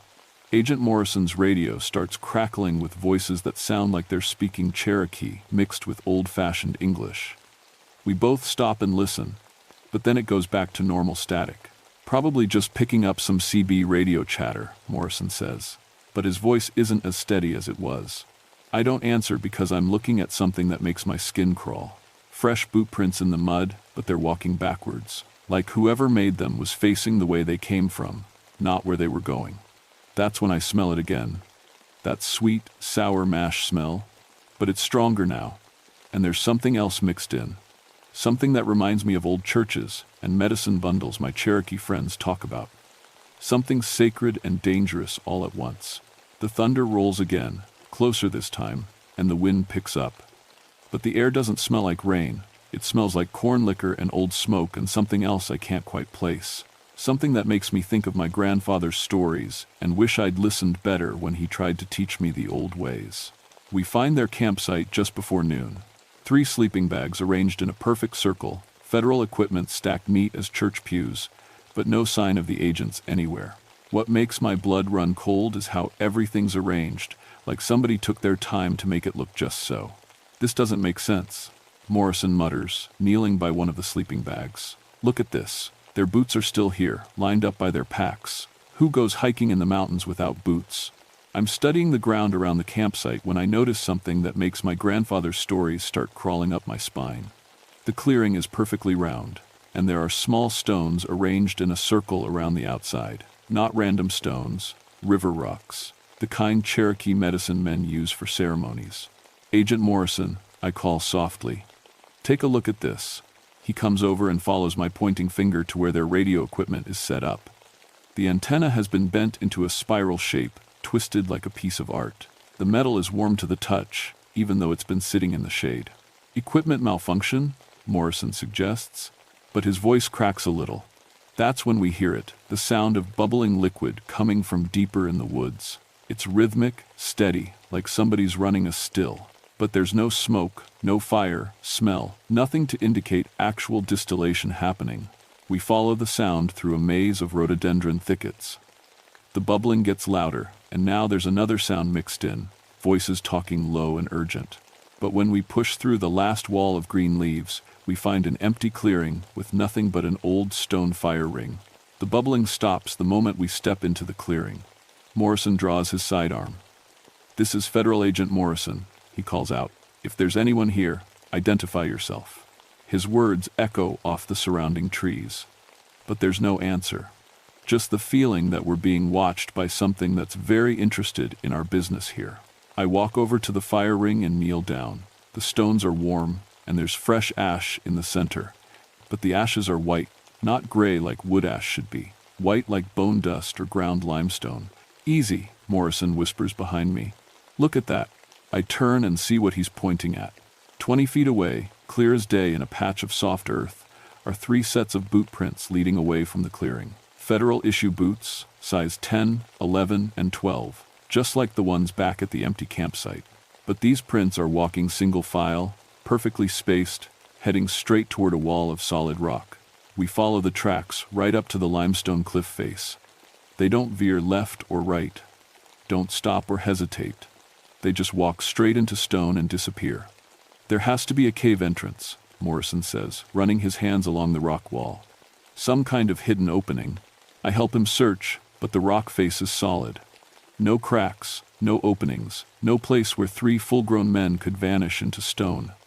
The tracks just end, like the earth swallowed them whole. That's when I hear my grandfather's voice in my memory, telling me about hollow spirits that could open doors in solid rock for those who knew the old ways. Spirits that protected the traditional crafts and punished those who would destroy them. The thunder rolls again, much closer now, and I feel the first fat raindrops hitting my shoulders. But when I look up, the sky is still clear blue. The rain is falling up from the ground instead of down from the clouds, and it tastes like corn liquor. Morrison is backing away from the cliff face, his gun drawn but shaking in his hands. This is impossible, he keeps saying. This is absolutely impossible. I want to agree with him, but I'm remembering more of my grandfather's stories. About revenue agents who went into the mountains during Prohibition and never came out. About federal raids where the equipment would fail and the officers would lose their way on trails they'd walked 100 times before. About the Cherokee spirits that made a deal with the mountain moonshiners way back in the beginning. Protection for the traditional ways in exchange for proper respect and tribute. The rain starts falling harder now, but it's not hitting the trees or the ground, it's just soaking us, like we're standing in a cloud that formed around our bodies. And in that strange rain, I can hear voices speaking Cherokee words I recognize from my childhood. Words that mean trespasser and destroyer and judgment.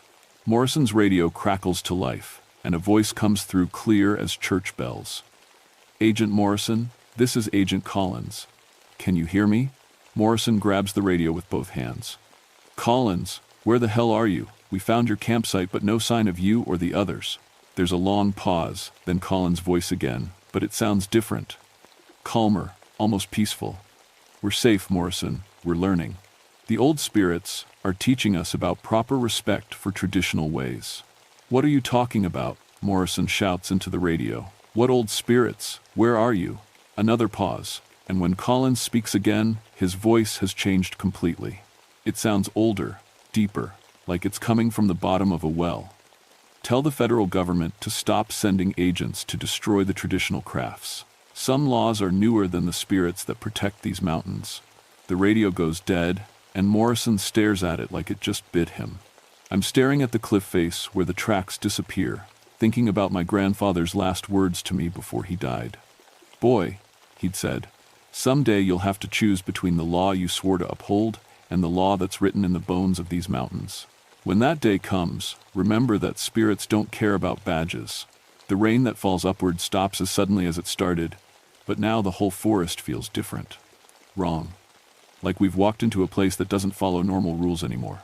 Morrison is trying his radio every few minutes, but all he gets is static mixed with what sounds like Cherokee chanting. Every time he keys the mic, the temperature drops about 10 degrees, and our breath starts showing in the summer heat. "We need to get back to base," Morrison says. "Call in a full search and rescue team." But when we try to follow our own tracks back to the campsite, the trail has changed. The rhododendron thickets have grown together, forming walls where there used to be openings. The path we walked on 2 hours ago is now blocked by trees that look like they've been growing here for decades. "This is impossible," Morrison keeps muttering, but I notice he's stopped saying it with conviction. Fear is creeping into his voice, the kind of fear that comes when your brain finally accepts that impossible doesn't mean it's not happening. We push through the green maze for another hour before coming to a clearing I've never seen before. In the center stands a moonshine still that makes my jaw drop. It's huge, bigger than anything I've ever seen, with copper pipes twisted into spiral patterns that hurt to look at. But there's no fire under the boiler, no wood stacked nearby, no sign of anyone operating it. And it's bubbling. The mash in the fermentation barrels is working like it's full of live things. Steam rises from the condensing coils, even though there's no heat source. Clear liquid drips steadily from the collection tube into mason jars that are already half full. "Jesus," Morrison whispers, "how is it running without fire?" I walk closer to examine the equipment. The copper pipes are warm to the touch and humming with some kind of energy I can feel in my bones. The metal is old, really old, but it shows no signs of wear or corrosion. It looks like it was made yesterday and has been running for centuries. That's when I see the offerings. Arranged around the base of the still are traditional Cherokee items: corn husks, tobacco bundles, small clay bowls filled with what looks like cornmeal. Mixed in with them are offerings from mountain culture: wildflowers, smooth river stones, and small carved wooden animals. "Somebody's been maintaining this," I tell Morrison. "These offerings are fresh." "Offerings to who?" he asks. But his voice says he's afraid to know the answer. Before I can respond, we hear footsteps in the woods around us. Slow, deliberate steps, but they're coming from every direction at once.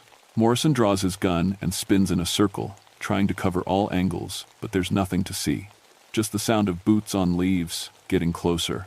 The footsteps stop all at once, and the silence is worse than the sound was. Then a voice speaks from somewhere right behind us, so close I can feel breath on the back of my neck. "Federal agents are not welcome here." We spin around, but there's no one there. The voice was deep and old, speaking English with a Cherokee accent and the rhythm of someone who learned to talk in the 1800s. Morrison fires 3 shots into the trees where the voice came from. The gunshots echo off the mountains like thunder, but they don't hit anything solid. No cry of pain, no sound of a body falling, just echoes that go on too long and sound wrong when they come back. "You cannot kill what was never alive in the way you understand," the voice says, "and now it's coming from the still itself. You cannot arrest what has no body. You cannot destroy what is protected by agreements older than your government." The liquid bubbling in the still starts glowing with a soft blue light. The copper pipes begin to sing, actually sing, like wind through a church organ, and in that singing I can hear voices. Dozens of voices, speaking Cherokee and Mountain English and languages I don't recognize. Morrison is backing toward the tree line, his gun empty and useless in his shaking hands. But I stand my ground because something in that chorus of voices sounds familiar, like an echo of my grandfather's voice, mixed in with all the others. "Grandfather?" I call out, feeling foolish but desperate. "Mountain Jack, is that you?" The singing stops. The whole forest goes quiet except for the bubbling of the impossible still. Then one voice separates from the others, speaking with the mountain accent I remember from childhood. Boy, you finally made it to the place I could never show you while I was wearing flesh. My grandfather steps out from behind the still, and he looks exactly like he did when I was 10 years old.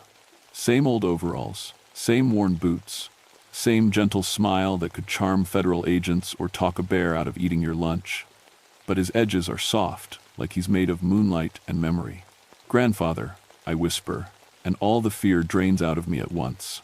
Easy, son, you got yourself a choice to make, he says, his voice mixing with the sound of bubbling mash and distant thunder. These federal boys came here to destroy something sacred. The Cherokee spirits and the mountain spirits. We made an agreement a long time ago to protect the traditional ways. Your government doesn't understand that some laws are older than the Constitution. Morrison has dropped his gun and is staring at my grandfather like he's looking at his own death. This isn't real, he keeps saying. Ghosts aren't real. This is some kind of hallucination from bad moonshine vapors. My grandfather chuckles, the same sound he used to make when I'd ask him where thunder comes from. Son, real is whatever's happening to you right now. And what's happening is that you've walked into a place where the old agreements still hold power. He gestures to the still, and I see that it's not just bubbling anymore. The liquid inside is swirling in patterns that look like Cherokee writing, forming symbols that shift and change like living things. Your 3 agent friends, they're safe, grandfather says. They're learning about proper respect for traditional ways. But they can't go back to their old lives, not after what they've seen. They understand now that some things are more important than federal law. Morrison finds his voice. You can't just kidnap federal agents. There will be search teams, helicopters, the whole damn FBI if we don't report back. My grandfather's expression turns sad. Boy, this mountain has been swallowing federal agents for over 100 years.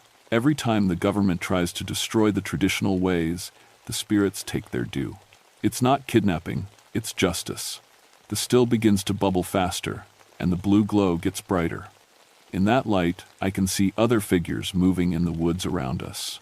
Cherokee ancestors in traditional dress, mountain pioneers in hand-sewn clothes, and modern people wearing everything from overalls to ATF windbreakers. All of them are spirits. All of them are bound to this place, protecting something the federal government wants to destroy. Easy, my grandfather says, his voice gentle but urgent. You're half Cherokee through your grandmother's line, and half mountain folk through me. You understand both worlds. The spirits are offering you the same choice they offered your 3 agent friends. What choice? I ask, though I think I already know. Join us in protecting the old ways, or try to go back to enforcing laws that violate spiritual sovereignty. But understand, if you choose the federal law, you can't unknow what you've learned here. You can't unsee what you've seen. That kind of knowledge changes a man, whether he wants it to or not. Morrison grabs my arm. Don't listen to him. Easy. This is some kind of psychological warfare. Maybe hallucinogenic drugs in the air. We need to get out of here and call for backup. But I'm looking at my grandfather's gentle eyes, and I'm remembering all the stories he tried to tell me when I was young. Stories I dismissed as moonshine tales and old-timer nonsense. Stories that were actually warnings about this exact moment. The still bubbles louder, and the blue light starts pulsing like a heartbeat. In that rhythm, I can hear the question the spirits are asking. Which law will you serve? The one written in Washington, or the one written in the bones of these mountains? Before I can answer, Morrison breaks and runs. He crashes through the underbrush like a spooked deer, heading back the way we came, or the way he thinks we came, because these mountains don't follow normal geography anymore. Let him go, my grandfather says sadly. He'll find his way out eventually. The spirits don't hold those who can't understand. But I know Morrison won't make it out the same man he was when he came in. Nobody sees what we've seen and goes back to their old life unchanged. My grandfather moves closer, and I can smell the familiar sense of his life. Tobacco and mountain air, and the sweet smell of corn mash working. But underneath that, there's something else. Something that smells like old earth and deep water, and the kind of time that turns rocks into soil. Easy? Let me show you what really happened to your 3 agents, he says. The still's blue glow suddenly flares bright as daylight, and I can see everything. Not just the clearing, but the whole mountain, like I'm looking at it through spirit eyes. I see underground chambers carved by Cherokee hands generations ago, connected by tunnels that follow the natural flow of spring water. And in those chambers, I see Agent Collins and his two partners. They're alive, but they're different. They move with the slow, deliberate grace of people who have learned to see time differently. They're working alongside Cherokee spirits and mountain folk ghosts, tending to underground still operations that produce something far more sacred than illegal whiskey. They're making the traditional Cherokee ceremonial drink, the one my grandfather told me about, the one that connects the living world to the spirit world, the one that federal law calls moonshine because the government doesn't understand the difference between sacred ceremony and illegal alcohol. They volunteered to stay, my grandfather explains. Once they understood what they were really trying to destroy, they couldn't go back to their old jobs. They're learning the proper ways now, learning to protect instead of destroy. But their families, I protest, their lives back in the real world. My grandfather's smile turns sad. Son, this is the real world. That other place, the world of federal laws and government agencies, that's the artificial one. This mountain has been sacred Cherokee territory for thousands of years. The spirits that protect it are older than your constitution, older than your government, older than the idea that some distant authority can tell mountain people how to practice their traditions. The blue light pulses again, and suddenly, I can see the whole history of this place. Cherokee ceremonial sites where sacred drinks were brewed for vision quests and healing rituals. The first mountain settlers, learning the traditional ways and adding their own knowledge. Generations of moonshiners who understood they were carrying on something sacred, even when they forgot the spiritual reasons. And then the federal agents, arriving again and again over the decades to destroy what they didn't understand. Each time, the spirits took their due. Each time, some agents learned the truth and chose to stay. Each time, the mountain protected its own. Now it's your turn to choose, my grandfather says. You can try to go back to being a federal ranger, knowing what you know. You can spend the rest of your life enforcing laws that violate spiritual sovereignty, or you can accept your real heritage and help protect what needs protecting. I think about my 12 years as a ranger, all the time I spent hunting illegal stills without understanding what I was really doing. All the traditional knowledge I ignored because it wasn't in any federal manual. All the Cherokee wisdom I dismissed as superstition because I thought my government badge was more important than my blood heritage. What happens if I stay? I ask. You become a guardian of the traditional ways, my grandfather says. You learn the real history of these mountains. You help other law enforcement officers understand the difference between laws written by politicians and laws written by the spirits of the land itself. And if I leave, his expression becomes grave. You carry the knowledge with you for the rest of your life. Every time you arrest someone for practicing traditional crafts, you'll know you're violating something sacred. Every time federal agents raid a still, you'll wonder if they're destroying a ceremonial site. You'll spend your remaining years caught between two worlds, fully belonging to neither. The still's bubbling grows louder, more urgent. The blue light starts pulsing faster, and I realize it's keeping time with my heartbeat. The spirits are waiting for my decision, but they're not waiting patiently. Thunder rolls across the clear sky, and this time it's real thunder. Storm clouds are gathering from nowhere, building into towering thunderheads that block out the sun. In the distance, I can hear helicopters approaching, the federal backup Morrison requested before we lost radio contact. They're coming to destroy this place, my grandfather says. Federal agents with warrants and authority and no understanding of what they're about to violate. If you choose to stay, you can help us protect the sacred sites. If you choose to leave, you'll have to watch us defend ourselves against your former colleagues. The helicopters are getting closer, and I can hear the sound of vehicles on the mountain roads below. A full federal task force, coming to investigate the missing agents and destroy whatever illegal operations they find. They have no idea they're about to violate Cherokee spiritual sovereignty and attack sacred ceremonial sites that have been protected by spirits for centuries. Grandfather, I say, my voice barely audible over the approaching storm and aircraft. If I stay, can I still help people? Can I still protect these mountains? His smile is like sunrise after a long night. Son, you'll be protecting these mountains in ways you never imagined. You'll be saving federal agents from making the same mistakes your 3 friends almost made. You'll be preserving traditional knowledge that's been under attack for over a century. I look at the impossible still, bubbling without fire and glowing with spiritual energy. I think about Agent Collins and his partners, learning the true history of what they tried to destroy. I think about the Cherokee ancestors who made agreements with mountain spirits to preserve their traditional ways against government interference. And I think about Morrison, crashing through the woods, carrying knowledge that will haunt him for the rest of his life.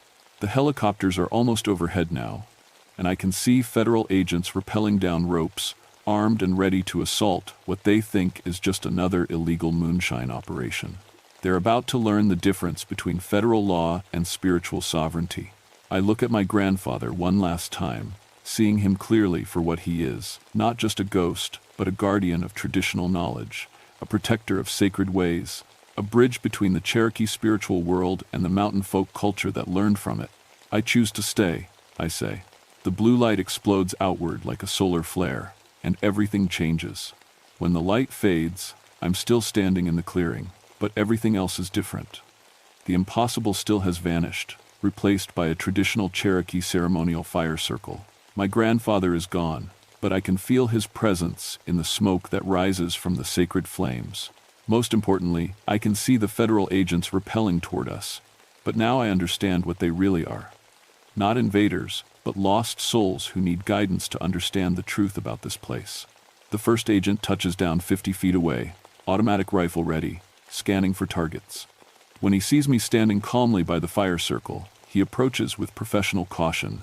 "Ranger Mountain Walker, I'm Agent Patterson, Federal Task Force. We're here about your missing colleagues. Are you injured?" I look at him, this young federal agent who has no idea what he's stumbled into, and I feel a deep sadness for all the law enforcement officers who spend their careers enforcing laws they don't understand. "I'm fine, Agent Patterson," I say, "but we need to talk about what's really going on up here." Over the next hour, I explain what I can. I tell them about the sacred Cherokee sites that have been misidentified as illegal still operations. I explain the difference between ceremonial brewing and commercial moonshine.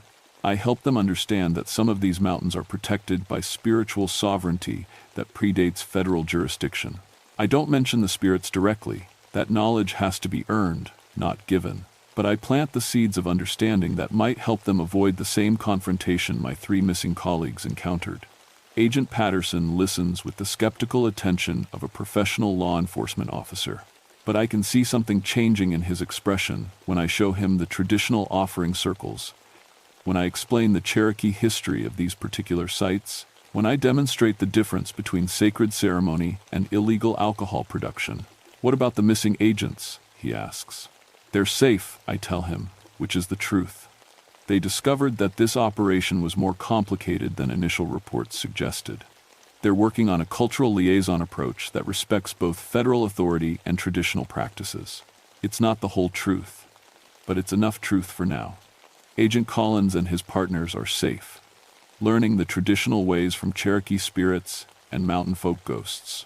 They're becoming guardians like me, protectors of knowledge that has survived government persecution for over a century. Patterson coordinates with his team, and they conduct a thorough search of the area. But they find no illegal stills, no evidence of commercial moonshine production, no violations of federal law. Just sacred Cherokee sites and traditional ceremonial areas that are protected under religious freedom laws. As the federal task force prepares to leave, Patterson pulls me aside. "Ranger Mountain Walker, there's something I need to ask you. My equipment has been malfunctioning ever since we arrived. Compass readings are off, radio communications are spotty, and my men report feeling like they're being watched. Any explanation for that?" I look at this young agent, seeing myself 12 years ago, full of federal authority and confidence in government law, with no understanding of the deeper currents that flow through these ancient mountains. "Agent Patterson," I say carefully, "these mountains are old. Cherokee people have considered them sacred for thousands of years. Sometimes, sacred places have effects on modern equipment that we don't fully understand. The important thing is to approach them with respect." He nods, but I can see he's not entirely satisfied with that answer. That's good. Unsatisfied questions are what lead people to deeper understanding. After the federal team leaves, I stay in the clearing as evening approaches. The traditional fire burns down to glowing coals, and in those coals, I see my grandfather's face one more time. "You did good, boy," his voice says in the crackling of burning wood. Those agents will remember what you taught them. Some of them will start asking questions about the difference between federal law and spiritual sovereignty. That's how change happens. One person at a time, one question at a time. Over the following months, my work changes completely. I become a cultural liaison between federal agencies and Cherokee traditional practitioners. I help law enforcement understand the difference between illegal commercial operations and sacred ceremonial activities. I train other rangers to recognize protected sites and approach them with proper respect. And sometimes, when federal agents get too aggressive in their enforcement actions, I guide them to the places where they can learn the deeper truths about these mountains. Places where the spirits still teach those who are ready to learn. Agent Morrison never filed a report about what he experienced that day. He transferred to a desk job in Washington and never worked field operations again.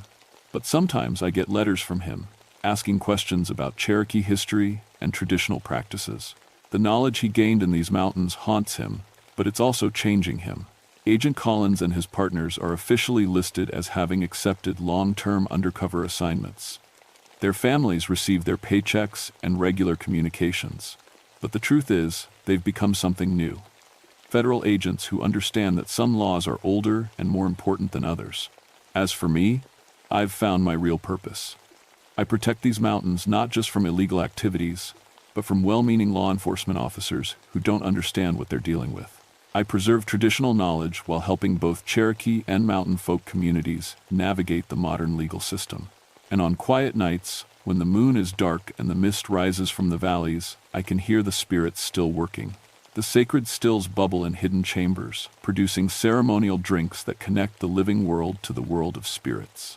The traditional ways continue, protected by agreements that are older than any government and stronger than any federal law. The mountains keep their secrets, but they also keep their promise to protect those who honor the old ways. And I've learned that some kinds of law enforcement require understanding not just federal statutes, but the deeper laws written in the bones of the earth itself. My name is Ezra Mountain Walker, and I guard the places where two worlds meet. It's not the job I thought I wanted, but it's the job these mountains needed me to do. And in the distance, thunder rolls across clear skies, reminding me that the spirits are still watching, still protecting, still teaching those who are willing to learn.